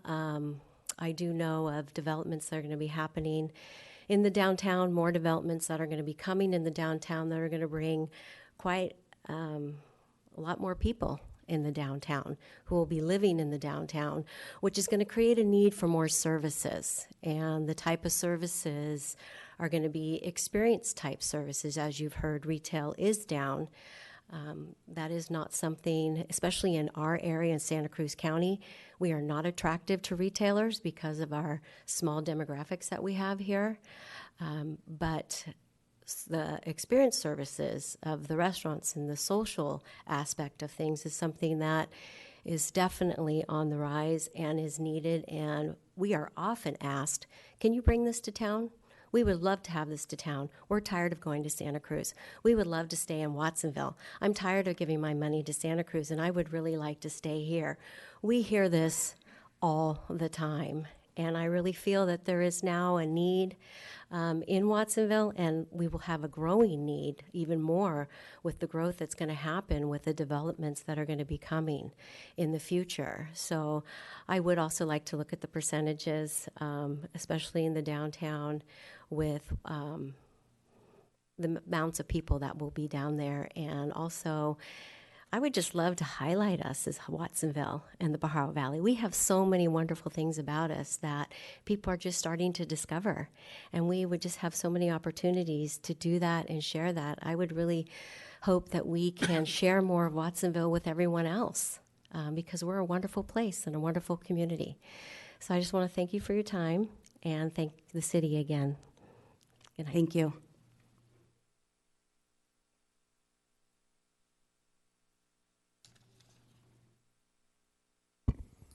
Hello, my name is Shaw DeWitt. I'm owner of Beer 30 and now Beer Mule, and just new to doing business in Watsonville. And I think one of the great things about this whole ordinance is education. There's a lot of education that's needed by people coming into this sort of business. I came into it with very little experience, was able to ramp up slowly, but with our experience with Beer Mule, and anyone coming in with a successful business, there's going to be severe challenges for them with lack of education and experience. So I think if you had a clear list of steps to go through and a statement to new owners of the repercussions of being irresponsible, it would be really helpful to know that if they put in $250,000 into their business, that, I mean, they could lose it. And that would be devastating to someone to not be told that in advance. The other thing that's concerning about this ordinance is that, I mean, it took 17 years for you guys to get to the point of changing it. And if you lock something else in, how long would it be to change the percentages and move forward in those points? Any responsible, or not responsible, successful area has high density. Retail is changing in today's world. People are shopping more online and going to, I mean, much more specialized stores, and restricting a shopping mall to having a certain percentage, I mean, could eliminate them for being at Abbott Square or being an amazing place for a lot of experiences. People want experiences. And then as far as the hours, we're allowed to be open until midnight. We've kept our hours lower just to expand slowly so that we can make sure we're servicing people correctly and not having overconsumption. A lot of people ask us at 10 o'clock at night when they show up, you guys are already stopped serving? And we're like, yes. So that's just our choice. But there's other businesses that may have, that want to have that more intense use in the evening. And as long as they're responsible, it doesn't matter. So that's, I would just really like you guys to consider, I mean, just especially the percentages, density, and just, I mean, really intense education for people coming into the business and what it's going to take and what's expected of them. Thank you. Thank you.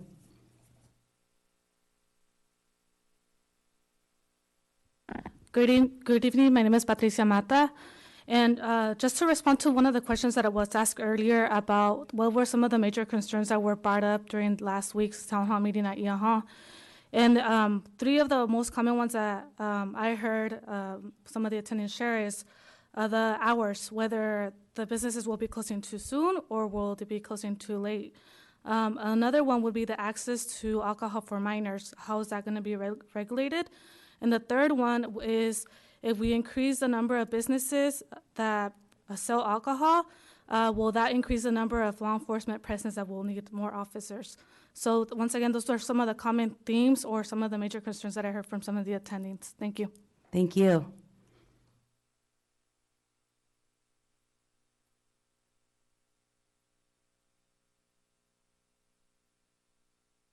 Hey there, my name is Jonathan Fontana, and I've been a resident of this community for 38 years. I lived here my whole life, and I certainly support this ordinance for a number of reasons. One of them, most importantly, is change. I think a lot of the statistics that we use when we're talking about problems and crime in this town are incredibly outdated. They're about 20, 30 years back. I think that Watsonville has grown in a positive way. I think there are certain elements when we use those statistics that are not here now. I think law enforcement has certainly stepped up in the last 20, 30 years, and I've seen it to clean up this town. And I've noticed, I should probably also start by saying that I work for Santa Cruz Cider, and we're planning on opening a cidery tap room on Hanger Way in Watsonville this coming fall. I also have worked as a sales rep for other breweries and other food and alcohol beverage companies over the hill in Santa Cruz, and I work with local businesses here in Watsonville. And I can tell you, we shouldn't limit that percentage of 10 and 20%, because when we start boxing the good businesses out, you start boxing out good community activity, you start boxing out positive nonprofit events that a lot of these breweries and businesses that my colleagues behind me that came and spoke forth have participated in. We want to talk about Abbott Square. We want to talk about these other places booming up like that. I've noticed when we have responsible business owners that sell alcohol and improve our community, you see an uptick in community activities. You see an uptick in nonprofit events. We have alternative things for our kids, for them to be involved in positive events in our community. When I look at Abbott Square, when I look at Staff of Life, when I look at the other breweries, and it seems like every weekend we're at an event somewhere benefiting a nonprofit or a community. We're donating our product so that other people can benefit, so that our community can grow. I would like to see that happen in Watsonville. So I certainly want to support this measure because I think Watsonville is changing in the right direction. I think changing this ordinance is a way for it to change in a positive direction. But like my colleagues behind me have said, saying that's 10 and 20% is kind of arbitrary. How do you know we're allowing good businesses to come in, and or if we have bad ones coming in? And if we say that you've been in the business of alcohol before, and is that a bonus point? I believe that when we're talking about grocery stores, breweries, tap rooms, I feel that's a good thing. I feel because they come from an industry of experience. But sometimes when people come in and say, here's my application, here's my experience with a bar or other places, that doesn't mean it was a good experience. That doesn't mean that because they had that business before, it was a positive one. But I don't feel that's the way for tap rooms and brew houses and shopping centers. And again, I think that if we can allow them to, we can increase our positive community outreach for kids. I think we can improve our nonprofit activity and positive events for everyone here in this town. Thank you. Thank you.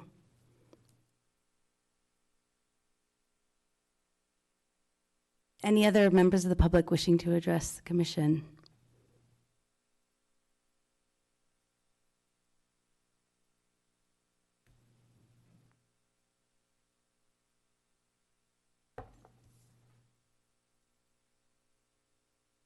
Madam Commissioner and other commissioners and staff.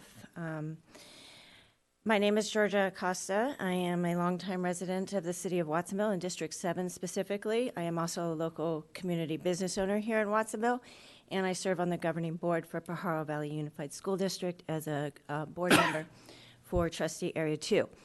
But my capacity in speaking to you tonight is speaking to you as a community member and a business owner in this community. And I would really caution you on your saturation numbers that you have in place with the current policy recommendations. Restricting business and restricting competition is not good business. I certainly wouldn't want to see you do that with me in my industry and what I do, and it's not this industry, but it's not good business. It's common knowledge that restricting competition is not good business. It's not good for local business, and it's also not good for municipalities.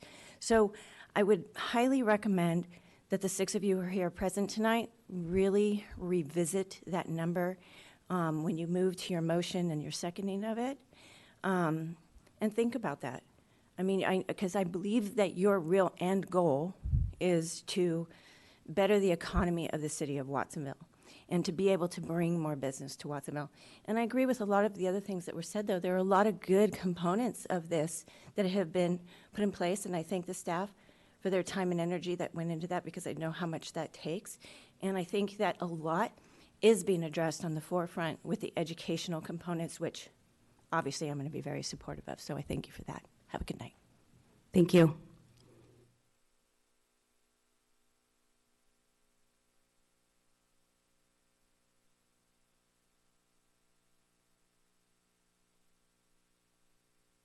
Hi. Hopefully I'm the last one so we can go home soon. I'm sorry.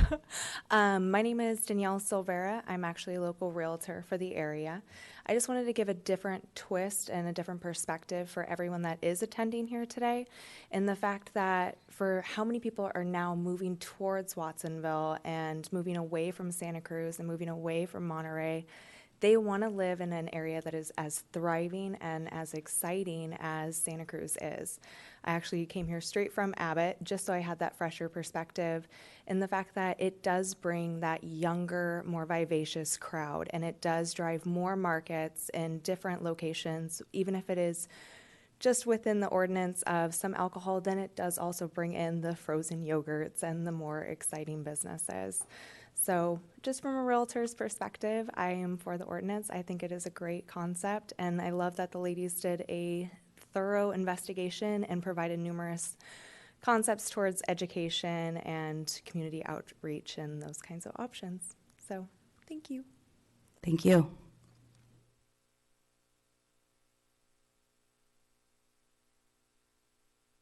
Okay, would the commission like to make a motion? You may want to wait for staff to respond to the questions first. Yes, I've got some notes here. I was thinking about maybe I go through it, and then staff is checking their notes, and we make sure we capture everything. What I got was an absolute cap of 10% may be too rigid and too low. 10% may be too few, especially for downtown. There's a concern for youth. Training is needed. Some requests for more outreach, especially bilingual and Spanish speakers.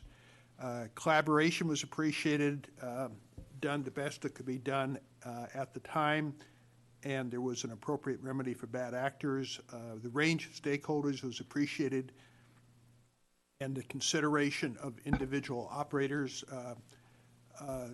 One speaker wanted to know more about other cities. The 10% cap is extra. That is unnecessary when considering the rest of the ordinance. 10% seems arbitrary. 26% is an issue at Eastlake Village, even though grandfathered establishments are there, although they favor the ordinance and think it is a positive. There's no growth for additional restaurants and does not does not allow for future growth. Restaurants and brew pubs should be treated separately. Speaker thinks 10% is too low because it might prevent staff of life at Eastlake. Hours are arbitrary. Rubric may be incomplete, but in general they agree with the ordinance. Happy the city is focusing on being more flexible. The process was a positive experience, lots of positive screening and education. concerned that residential development downtown will cause need for more restaurants and similar alcohol-related uses.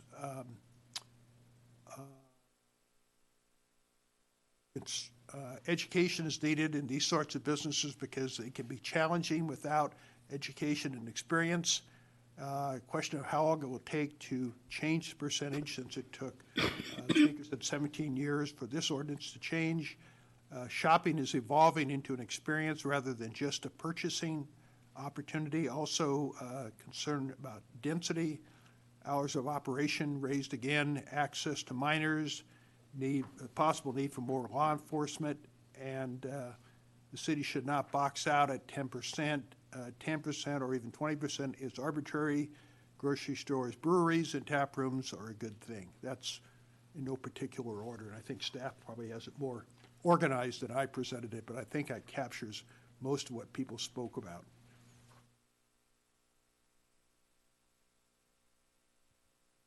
Do you have a specific question you would like me to start with, or you want me to kind of generally describe a little bit of the process that we went through to sort of get to where we are with the percentages, since it seems to be? It definitely seems to be a concern. So yeah, you might want to speak directly to how the percentages came about, and then the kind of broad overview in regards to the other issues. Thanks. All right. I'm gonna bring us all back together to the number of meetings that we had for the past 6 months. These conversations or some of the concerns that we heard today is not the first time we have heard them. So when we plan the recommended draft for your review tonight, we certainly did it having these conversations. It's too rigid. How do we do it? I just want to go back to the map that has the 2 stars, and kind of like start the conversation to where we are today. The one that has the 2 stars. You're getting there, you promise? Yeah. That's what we have. That's all we have. When we look at downtown, that's all we have, and we have 0 opportunities. So that's where we start the conversation. So we have separation requirements right now in place for our ordinance. So if the only tool that we have to be able to allow for new development is utilizing the separation requirements, we can't do it. And we sat for hours. We actually wrapped one of our offices with gigantic maps, and we looked and we measured. And we thought about how is there another way that we can do it? Is there another way that we can do it, not forgetting that we don't want to go back. We don't want to go extremely high where we go from having no problems to maybe don't know what the future will hold. So what's a comfortable middle point that we can all live with? Because remember, we're giving up in this area of downtown and in the shopping centers. We're giving up the tool that help us control what we needed to control in the past. So that was a difficult conversation. I have to admit. And we look at the separation requirements. Can we do 100 feet, 200 feet, 300 feet? What would that do? And we were not hitting a spot that we were like, okay, we're comfortable with that. Because we all talked about we want more opportunities. We want more business opportunities. So that was acknowledged. We talked about a hard cap, like can we do 20 business, no more than 20? Well, that is arbitrary. When I don't remember who, to be honest, but when somebody came up with the idea of like, what about percentages? Because if other business grow, the number of businesses grow in other areas that are non-alcohol related businesses, that continues to allow for more growth of the alcohol related businesses. So 10% is not a firm cap, it's a cap that is balanced. That is balanced as other things grow. So it keeps us, maybe not unlimited opportunities, but it definitely provides more opportunities than this map shows. This map shows Under current regulations, no opportunities at all. There's nothing that can happen. So how do we change that? And how do we change it in a way that we can continue to do it in a balanced way? I think I definitely appreciate, like all the comments, because we had an opportunity to explore those together with the business owners, with the prevention partners, and just really think about, like, what can we do? I mean, it's definitely your prerogative to direct us to look at a different option if that's what the commissioners wanted to recommend moving up to the city council for the city council recommendation. But it definitely, we feel that it's very important to understand that 10%. 10% is not total, is the total number of businesses that exist in that area. 10% could be related to alcohol. So if those other businesses grow, the number of alcohol-related businesses can grow as well. So Tamara, yeah. So 10% of looking at just the red map. There are 226 licensed businesses that are everything, alcohol-related and non-alcohol related. 226, I said, because I messed that number up a lot. Okay, so that will be 22.6. We'll round up, right? Because mathematics after 5, so that will be 23. So if we have 10 or 13 right now, that will allow for 10.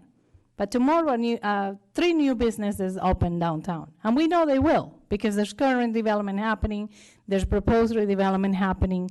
We are working on a downtown strategic plan that will definitely allow for more density and development in the downtown area. That's gonna continue to shift things. So speaking for downtown area, and having looked at, like Susie explained earlier, we look at the city of Santa Cruz, we look at a similar footprint area, and how many businesses, and how does that feel? Because we've all been in Pacific Garden Mall, and we know how it feels, and how many bars there are, or restaurants, etc. We felt very comfortable with that 10%.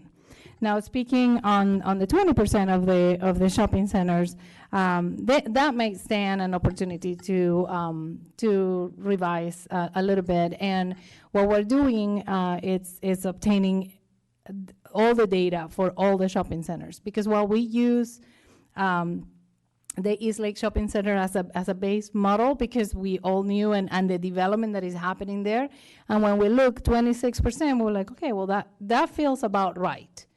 Right? If you don't want to, do we want to go from 0 to 60? I mean, it's just a comfort level. Where do we want to land on this?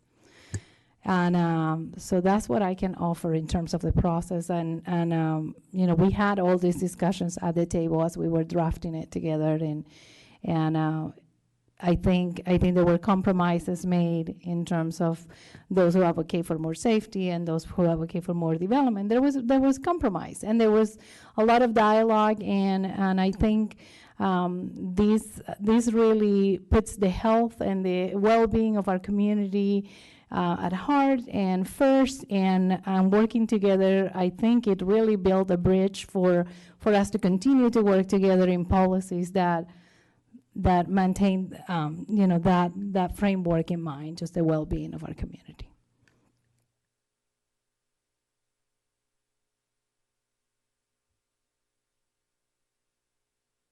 Other questions?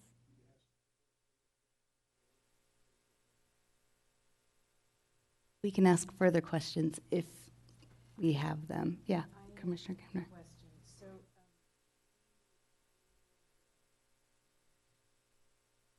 You enumerated, Susie, the different shopping centers. Is Target, I wrote down what you said Target was not mentioned. Is that a shopping center? What about Grocery Outlet? Is that also a shopping center? I don't believe so. Okay. What I hear what the owners of or the managers of the East Lake Center are saying, and I also hear what is going on over at the airport. I live in District 5 near 2 shopping centers where I'd be super concerned if there were 20% of businesses were allowed to serve alcohol. I don't know whether these shopping centers where I live are managed locally. I highly doubt it, and that concerns me greatly. I see that there are certain areas of town that are where people will go, and certain areas of town where people will not go. And I happen to live in one of those areas where, you know, people coming from out of town don't generally go. And so, and I have concerns. So that number doesn't seem that arbitrary to me, the 10% and the 20%. I think a case-by-case basis is kind of more what needs to happen, because it does seem like the I don't know, are you owners, or are you managers, owners of the shopping center? That's, am I off? Questions. No, you can keep going, but we're doing questions. We're not doing discussion. Okay. Opportunity to deliberate totally. But we want to get the questions out so that you'll Yeah. have them all in front of you before Okay, I'll you stop. individuals stake out different positions, as you should do. Yeah, Commissioner Sarmiento. Is it possible to get some input from the police department on what, I believe that they were part of the discussion, and I really appreciate that you had so many different partners and different perspectives, but I would like to hear from the officer. Is that on now? Yeah. So Tom Sims, Assistant Chief of Police. First of all, I'll tell you, I have been involved in this process since the inception. I feel that the ordinance is good. It's very balanced. What is the question? Well, just your perspective on the recommendation that staff is making. Are you in agreement? Do you think that the percentages are reasonable, or do you feel that perhaps they could have been higher? So, quite honestly, I don't have a strong opinion on the percentage one way or another. I think Patty brought up a good question. Obviously, with the more alcohol establishments we have, it leads to the potential for needing more enforcement, more officers. That's potential. We honestly don't know what's going to happen. I'm surprised at some of the comments that were made by people who have grown up in this community, knowing the history of what this community has gone through with alcohol establishments. And so to have a number or a limitation on the number of establishments, I don't think is a bad thing. And as Ms. Vitas pointed out, that number can grow based on the number of businesses that come into any specific area. But with regards to percentage, I'm comfortable with it. I don't know what else to tell you.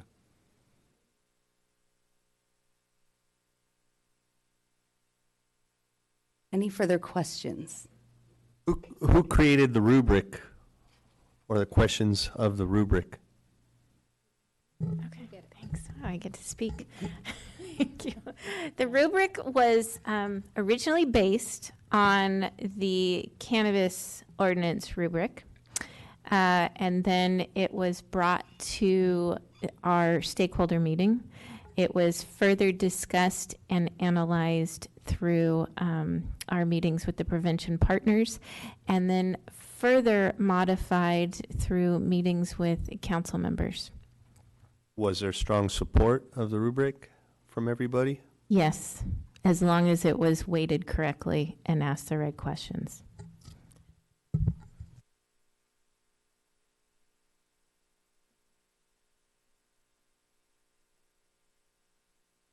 Okay. I have one more question. And the fee, see, is $400. And who came up with that dollar amount?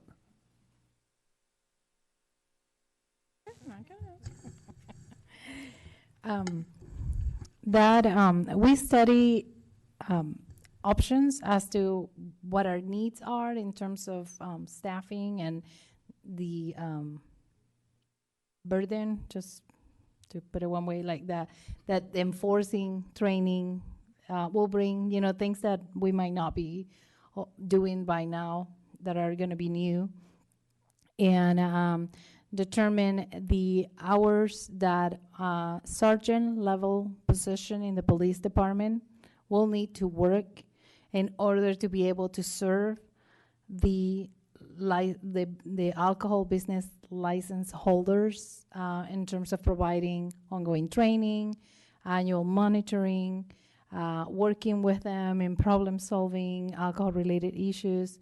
So that fee includes a quarter time of a sergeant level position, and the administrator person that will process the license fee, just some minimal cost associated with that.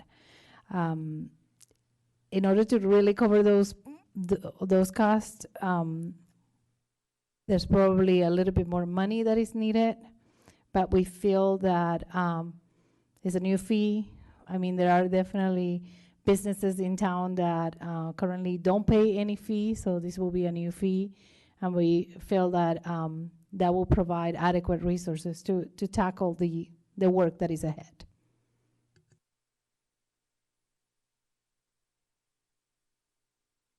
I have one final question because I'm still not satisfied with the percentage numbers and where precisely they came from. I was wondering if we knew what downtown Santa Cruz was, like Pacific Avenue, or perhaps Monterey, or even Morgan Hill. If you could speak directly to where those two specific numbers came from. I can personally recall looking at downtown Santa Cruz and going through on Google Maps and saying, okay, this is this, this and this, this is this, this is this, and looking at the total number of alcohol-related businesses in the downtown, and I believe that the number was somewhere around 24 to 26. So we felt, all right, if we've got a downtown core area, and 10%, it's pretty close. Wait, downtown Santa Cruz is 24 to 26%, and then downtown Watsonville is 10%, and that's pretty close? Alcohol-related businesses, yeah. Number, not percent. On Pacific Avenue. The total number, not percentage. Yeah, sorry. The total number of, yeah. Okay, so the total number of businesses in downtown Santa Cruz is about 26. About 26. If I recall correct. So Okay. in our CCA district, we felt it was appropriate to extend to 23. Okay, and then did you look at other communities as well? Did we look at, okay. Yeah. I don't remember the numbers with Morgan Hill. But we didn't, like the 10% was not arbitrary. We looked at other jurisdictions and it ended up 10% being kind of right in there. So 10% for downtown districts, and then did you look at like, not grocery stores, shopping centers, like percentages in other communities? No, but what we well? are doing, and literally tomorrow I will be getting from GIS all the information on the city's shopping centers, so we will be able to actually make a final determination on that. Okay. So whether the Planning Commission recommends a change to our proposal at 20% tonight or not, we will be looking at our findings this week and making a recommendation to council. So potentially the recommendation to council might be different than whatever. It won't be different. It'll be Planning Commission's recommendation to council, however, with additional information from staff. Okay. Yeah. Any other questions? Okay. Would someone like to make a motion? Because then we're going to have our formal discussion, correct? Yeah.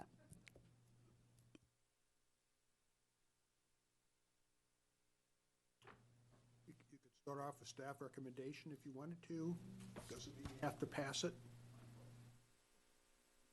Buy it after you deliberate or while you're deliberating, but it's a start. I'll make the motion I was going to to say, approve the recommendation, although I do want to discuss further. We will discuss. So are you making a A motion to approve. motion to approve as written? Staff recommendation, yes. I'll second that motion. Okay. But I do have serious concerns with the hours of operation and the percentage that's in the memorandum. My hesitation is more so on the shopping centers rather than the downtown corridor. I do live by the Eastlake Shopping Center, and I'm looking forward to the businesses that are going in there, and as much as I would other shopping centers too. I'd like to see that the city itself and the culture and the fabric of the businesses and the owners and the operators are the ones that steer the way that the ordinance should go, rather than the ordinance setting the precedent on and limiting business. But I also think that if downtown grows, then that percentage will also grow. I just don't know if 10% is the correct number to throw out there. As 20%, I feel confidently thinking that that's not a good number. As well as the hours of operation, I think they should be longer. Commissioner Comner, would you like to make a comment because you made a second? no, I kind of agree with him. Oh, Oh, go ahead. Sure. Again, as far as I can see, I'm the only person on the commission who lives near certain other shopping centers. So I'm thinking, my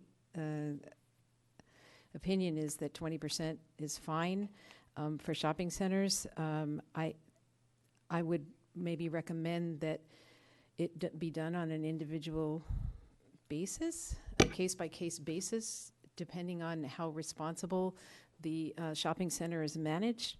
But looking around to see where everybody lives, I live, again, near two shopping centers where I have great concerns. They are within walking distance of my house. I know there have been problems there. Some of the businesses in these shopping centers are not very responsible, and I understand that's not, just because somebody's not responsible doesn't mean that your business, whoever, is not going to be responsible. But the responsible businesses seem to be in certain areas of town, and certain other areas of town, they're not. And so I'm thinking that, my thought is that 20% is a base, and then from there, individual shopping centers can be looked at, and that can grow.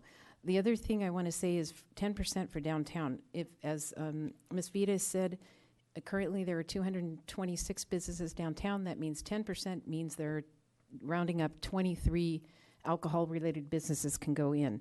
Let's say that our community is vibrant and we have now 268 businesses go in.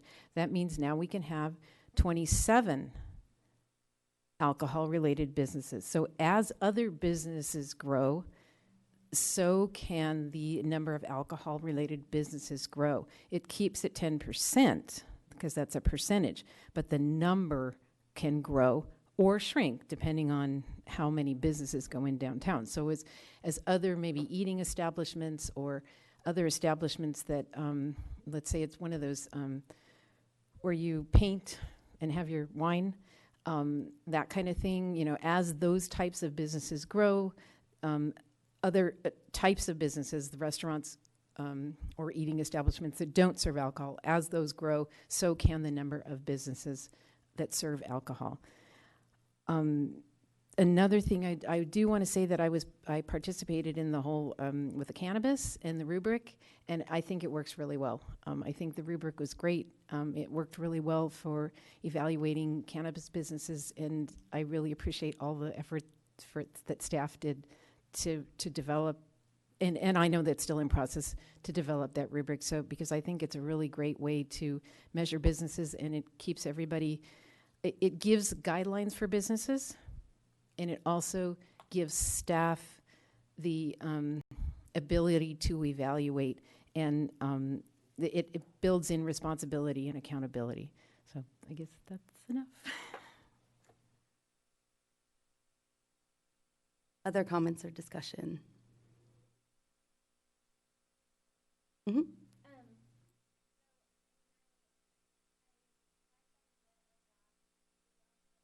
Has room for growth and businesses can come, which pushes that percentage up.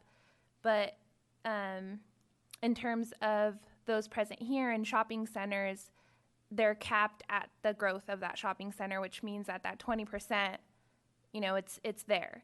And so I know you mentioned that there's going to be findings coming based on work you guys have been doing. So I do look forward to what those findings show and how it is in relation to shopping centers such as the Eastlake Shopping Center, who has been flourishing in businesses.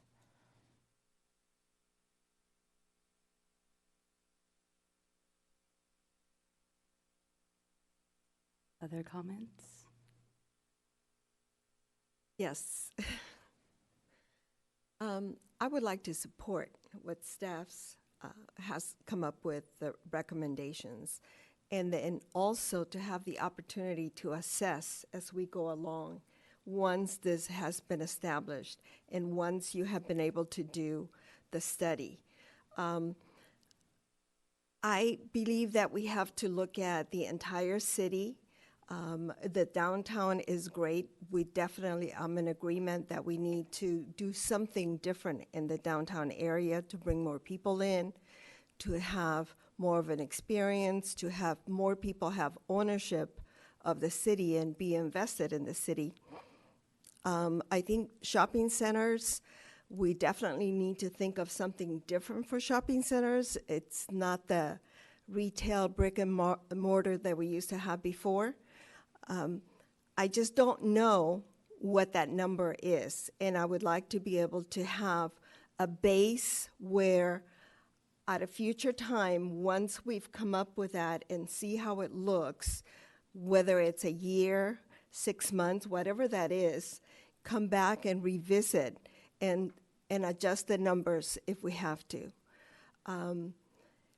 And I think as people move to Watsonville, we definitely want people who live and work in Watsonville to invest in Watsonville. We don't want just outside businesses to come to Watsonville. We're very invested in our community. So I would accept staff's recommendation.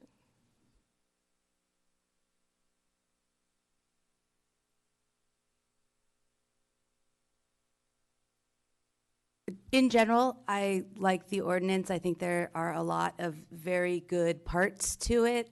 I think the rubric is a particularly compelling argument in terms of making sure that we get high-quality, responsible business owners, and I'm in favor of that. I also think that it addresses several of the issues that we've had historically and updates them because we are in a different time now and we're in a different place. I still have significant reservations about the percentages for both downtown and shopping centers. I do like the idea that I've heard mentioned up here of possibly being able to revisit those percentages in 3 to 5 years, or just have this be a living ordinance, not another we're stuck with this for 30 years like how we ended up here. And I also I'm concerned, and I don't know what to do with the fact that we have that 20% for shopping centers, and we have one in town already who is potentially out of compliance. And that does not seem like,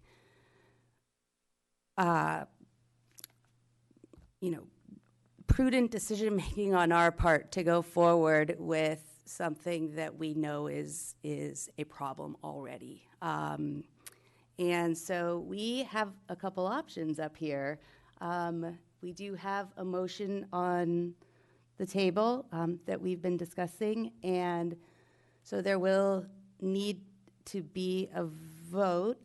However, if the motion dies, then we can entertain another motion. And so that's a way that we could proceed. Can we make amendments, or is it, we can also make amendments if To the current motion? we can amend the current motion if we would like to do that as well. One of the people who made the motion, or the first person who made the motion, need to make the amendment, or can someone Any else? one of you Anyone. can make a motion to amend. The motion to amend needs a second. Then you vote on the amendment. If the amendment is successful, then the main motion is amended. And if the motion to amend fails, then you're back to the existing motion, staff recommendation. Make sense? We vote on the amendment first, and then should the amendment die, then we vote on the motion that's on the table right now. Or you could come back and somebody could come with. Or you can make another amendment amendment. number Well, we've got possibilities. It depends on your patience. And the time, right? I would like to make a motion, an amendment. Amendment to the motion that, as Chair Reach Olson mentioned, that this would be a living document that perhaps, I don't know what would be reasonable, a year, 2 years. It is revisited and adjustments are made based on the current economy and the situation with our downtown and shopping centers. I just want to point out that the council, this council, or in 2 years, perhaps a future council, always has the right to revisit.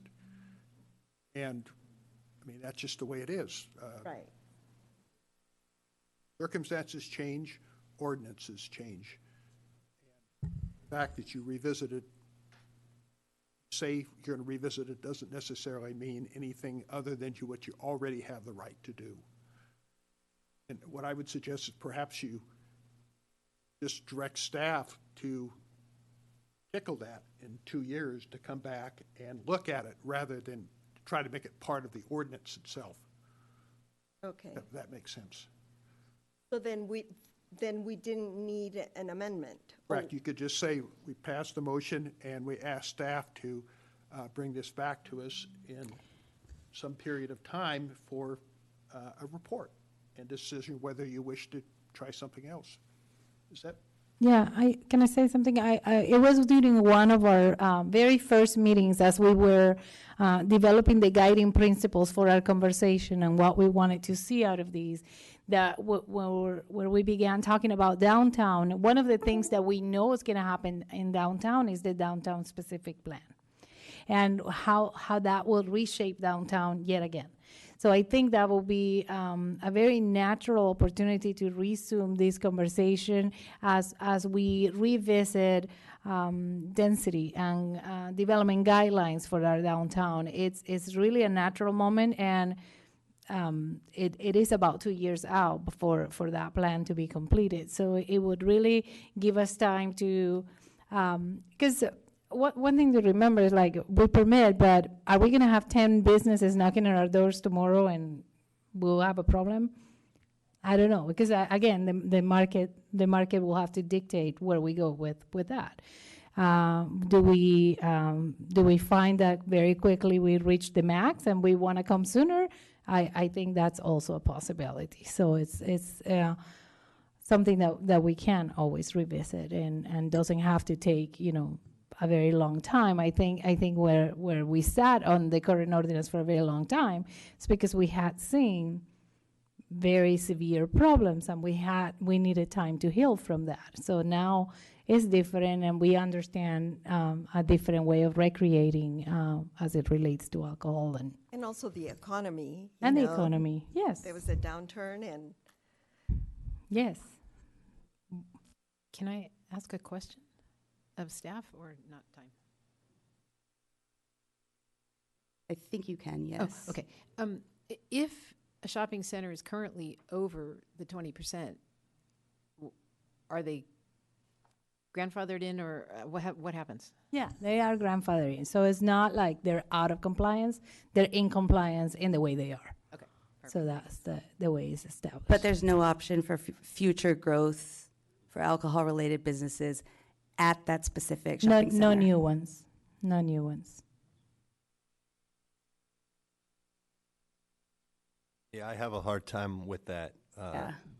I've been to cities where, there's large gathering places and large shopping centers where you have a number of different restaurants and bars, and I don't know if Watsonville has the room for that, but I would hate to prevent that from happening. Right, or possibly prohibit a Yeah, specific hinder it. location because of its existing. Yeah, so I don't know what needs to really go down in terms of the protocol, but I don't feel comfortable with the 20%. I'd like to make a motion of approving the ordinance, but somehow leaving that out. I don't know. Okay, so what that needs to go. would be an amendment. Yeah. We have Commissioner Sarmiento's Oh, sorry. amendment that has not been seconded, correct? Well, which doesn't need an amendment because it will be revisited in a couple of years. Okay, anyways. so you're changing it to like a recommendation. Right. Okay. All right. So we don't have any amendments on the table currently. If you would like to make an amendment, or if another I don't know what the commissioner correct would. terminology would be of I don't know, excluding the 20% and the 10%. Well, I feel comfortable with the 10%, but the 20% I'm not comfortable with, and as well as the hours of operation. So in that case, should I just make an amendment to extend the hours of operation on the Friday and Saturday to 11? You could also, in your amendment, just remove that part, or that's Right, so- like you could just say, as is, except for the hours of operation and Okay. except for the percentages, Okay. however you want to But- do it. But you need hours of operation, so there should be some hours of Sure. operation. So you could either make a motion to address both those issues, or you could make a motion to address them one at a time. So for example, you could say, I make a motion to amend the proposal to whatever the changes in hours on weekends. Okay, well, maybe we can have some more discussion before that. I mean, I feel comfortable saying Friday and Saturday 11, and then closing at 11:30. I'm born and raised here in Watsonville, and I don't recall. I mean, I guess when I was younger and there was a Lower Main, bars were open, but I don't really think that the community, as it stands now, would stay up past or up till 2 a.m. or 1 a.m. in my experiences.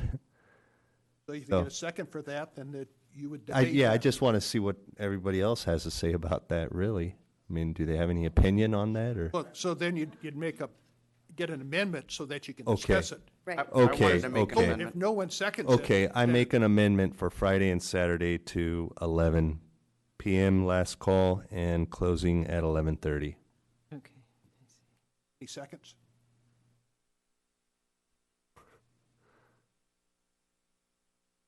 Still have the percentage if you wish to make a motion on that. Right. On the shopping center percentage, I would like to exclude that from the ordinance or from the memorandum. Then would be, need a second, and then you can discuss that. Okay, I- so Can his- can you repeat that one more time? What you did? Friday, Saturday. No, not the Oh, hours. exclude the 20% limit of alcohol businesses and shopping centers. Can I just add, if we're eliminating the shopping centers, they're going to go back to distance requirements. Can I change that motion? You have to second it first. Yeah. And then it votes up or down, and then you can, Yeah. you can make a, it's not even a motion yet. We haven't got a second. Yeah. So Can we do these separately, though? Would you mind if you did? No, not at all. I think it would be, personally, Better I think served. doing these as separate Okay. motions would be All right, more. so I'd like to make a motion for the amendment of the conditions of approval.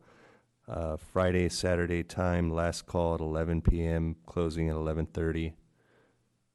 And you're saying to keep the Sunday through Thursday at last call 10 p.m. and closing at 10:30? So it's just changing the Friday and Saturday? Mhm. Okay.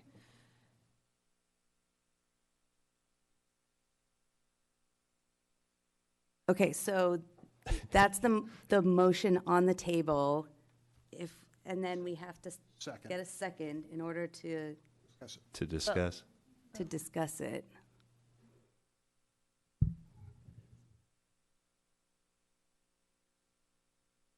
Tough crowd. Yeah. I'll second it.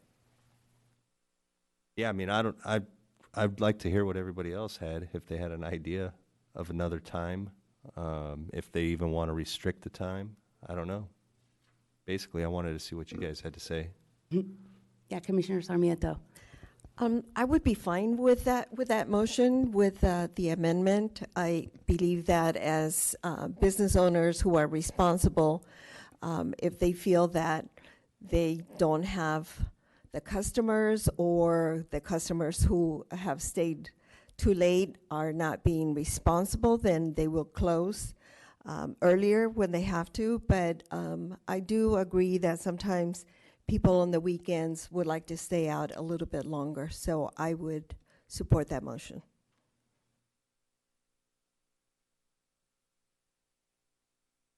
Any other comments?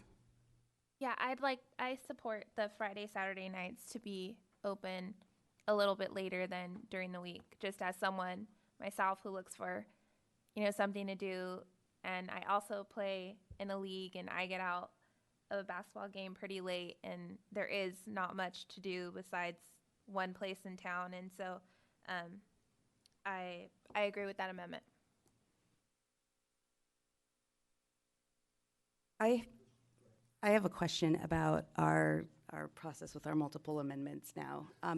Because we separated them out, how does that So work now? right now, there's a motion and a second Yes. amending the hours of operation as described. There's been some discussion. Looks like there's several people that are in favor of that, but you haven't voted on it. If you vote in favor of that, then you're back to the main motion with those changed hours of operation. Okay, okay. Still can address the So percentages. if then you we wish can to. address the percentages. I just feel it's also comfortable due to the fact that these hours were, they came out of the process of, community outreach, and I'm not trying to just throw it all aside and say, hey, let's make the hours longer. I know that there was input to keep it at this certain time, but, that's just how I feel. I'm in favor of increasing the hours. That's fine with me. Is there any further discussion on this amendment? Okay. I'd ask the secretary to state the motion. Would you restate the motion, please? So we have a motion amending the operating hours on Friday and Saturday to last call at 11 p.m. and closing at 11:30 p.m. So I will do the roll call. Acosta. Yes. Hammer. Yes. Rodriguez. Yes. Sarmiento. Yes. Tavares. Yes. Beach Olson. Yes. The motion passed, the amendment passed. Back to the main motion with changed hours. Okay. And amend it again for percentages if you seek to do so.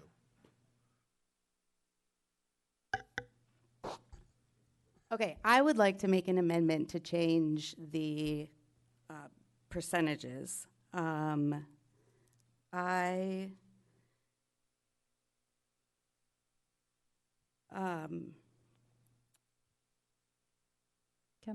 I help?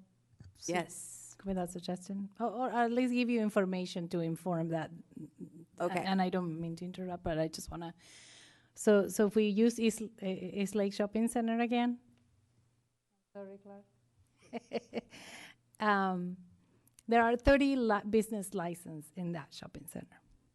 So if you go to 30%, right, and which will be maintaining the compliance of what it is and maybe allowing for one more business to develop in that particular shopping center that we're using as our model. That will mean that 1/3 of all businesses in that shopping center will have alcohol-related business. So I'm just sharing the data to inform if you would like to propose an alternate percentage to 20%. That's how that plays out in that shopping center, with a 30 being the maximum number of businesses in that shopping center. Right. Okay, thank you for the clarification. Okay, I would like to make a motion to amend the percentages and to compromise. I'd like to change the downtown percentage to 15% and the shopping center percentage to 30%, and then also ask that this be revisited in 2 years.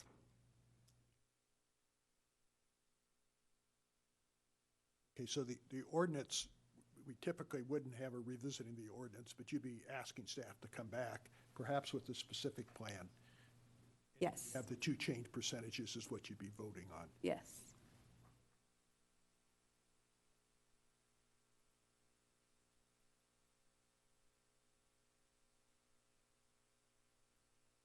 We're looking for a second, though, right? Needs a second. It needs a second.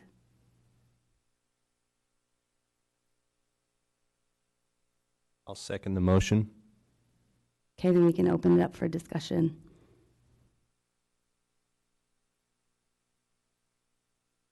I am still going to say that I think we need to look at this on an individual case basis and not make a blanket 30%.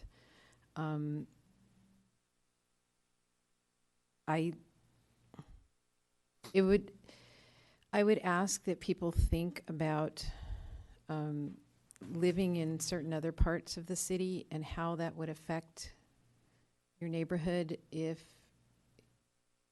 there were 30% of the businesses were alcohol related. Again, I know it's okay in certain parts of the city, but in other parts of the city, I would just encourage people, the commission, to think about if you lived near certain shopping centers, and I'm going to go over those shopping centers one more time, because I think what Susie, where did I put those?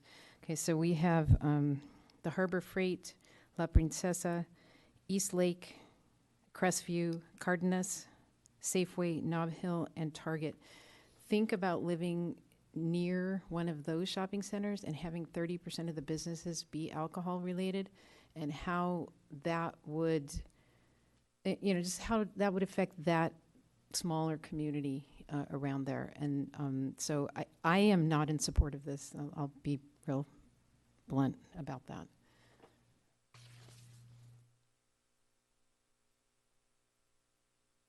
I think it's important to remember too that it's not set in stone that we have all of these alcohol-related businesses that want to come to all of these shopping centers and move in right away.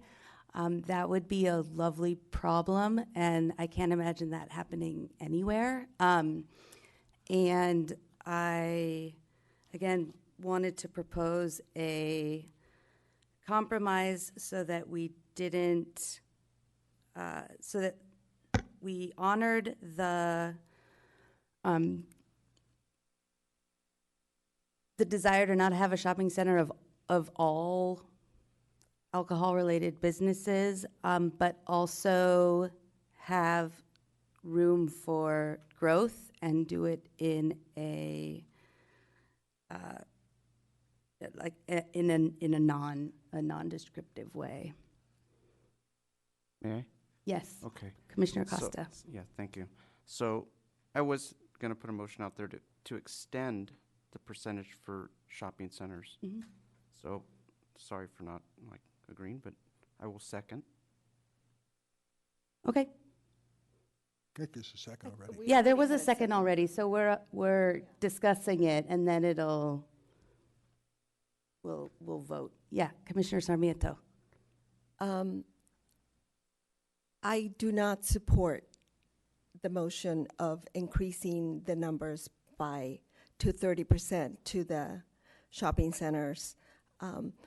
I do like the idea of having staff come back in 2 years and for us to look at it, for the Planning Commission, for City Council to evaluate and see where they are.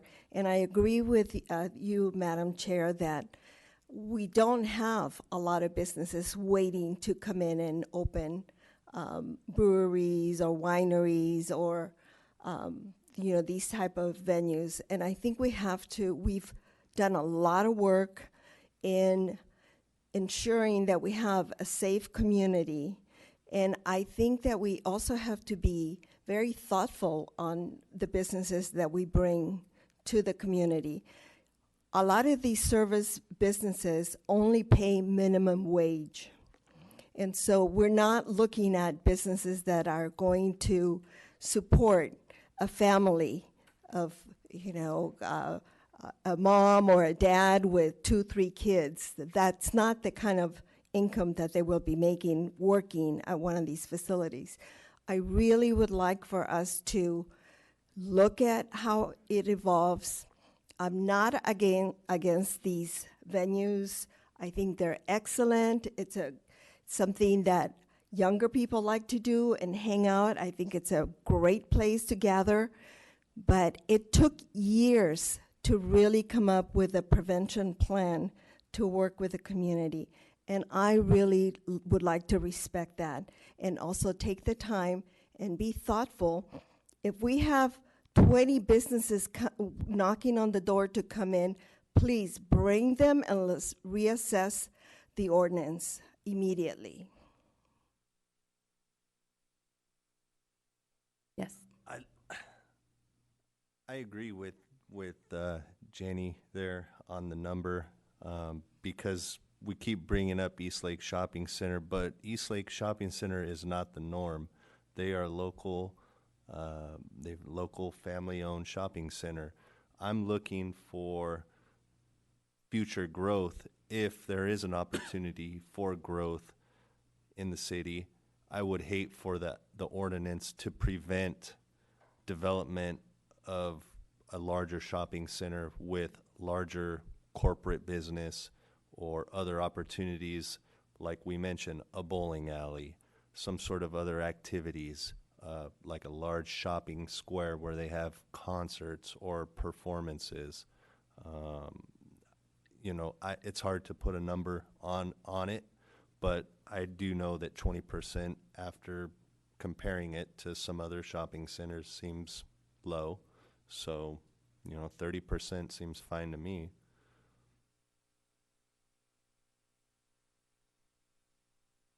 Any other comments or discussion?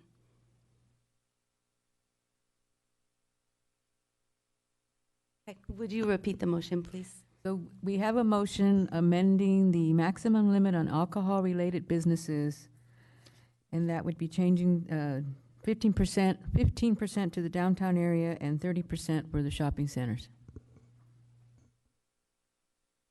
So I will do the roll call. Acosta. Yes. Hammer. No. Rodriguez. Yes. Sarmiento. No. Tavares. Yes. Veach Olson. Yes. The amendment passed. So now, both amendments have applied to the main motion. You're back to the main motion. You can deliberate it further, end it further as you see fit. I don't think it needs any more deliberation, and I'd like to commend staff for the work and the community too for their involvement.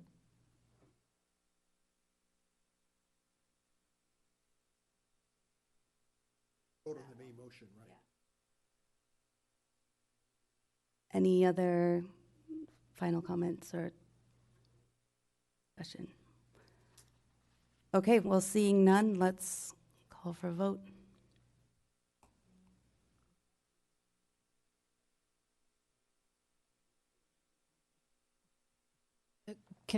So we're voting on the original motion with these two amendments.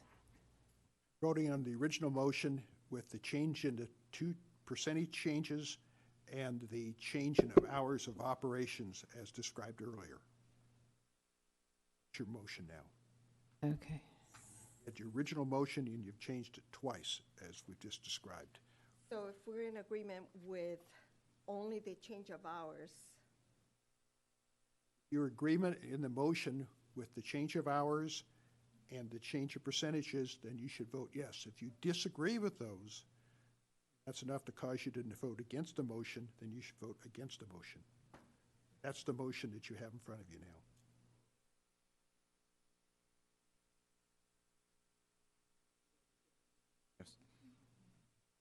Okay, so we're back to the original motion with the two approved amendments to the operating hours and to the percentages. So I will do roll call. Acosta? Yes. Cammer? No. Rodriguez? Yes. Sarmiento? no. Tavares? Yes. Veach Olson? Yes. So the motion has passed.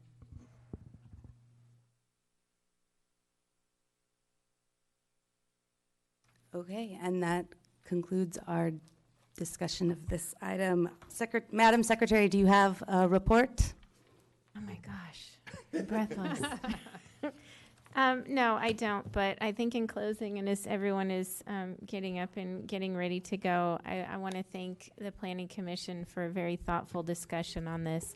I want to thank the prevention partners as well as the stakeholders and business owners that we worked through this process with, and I hope that everyone is involved when we go to council next month as well. So thank you to everyone. Thank you. Month. Next Did I month. say next week? All right, and with that, I adjourn the meeting. Thank you, everyone, for attending this evening.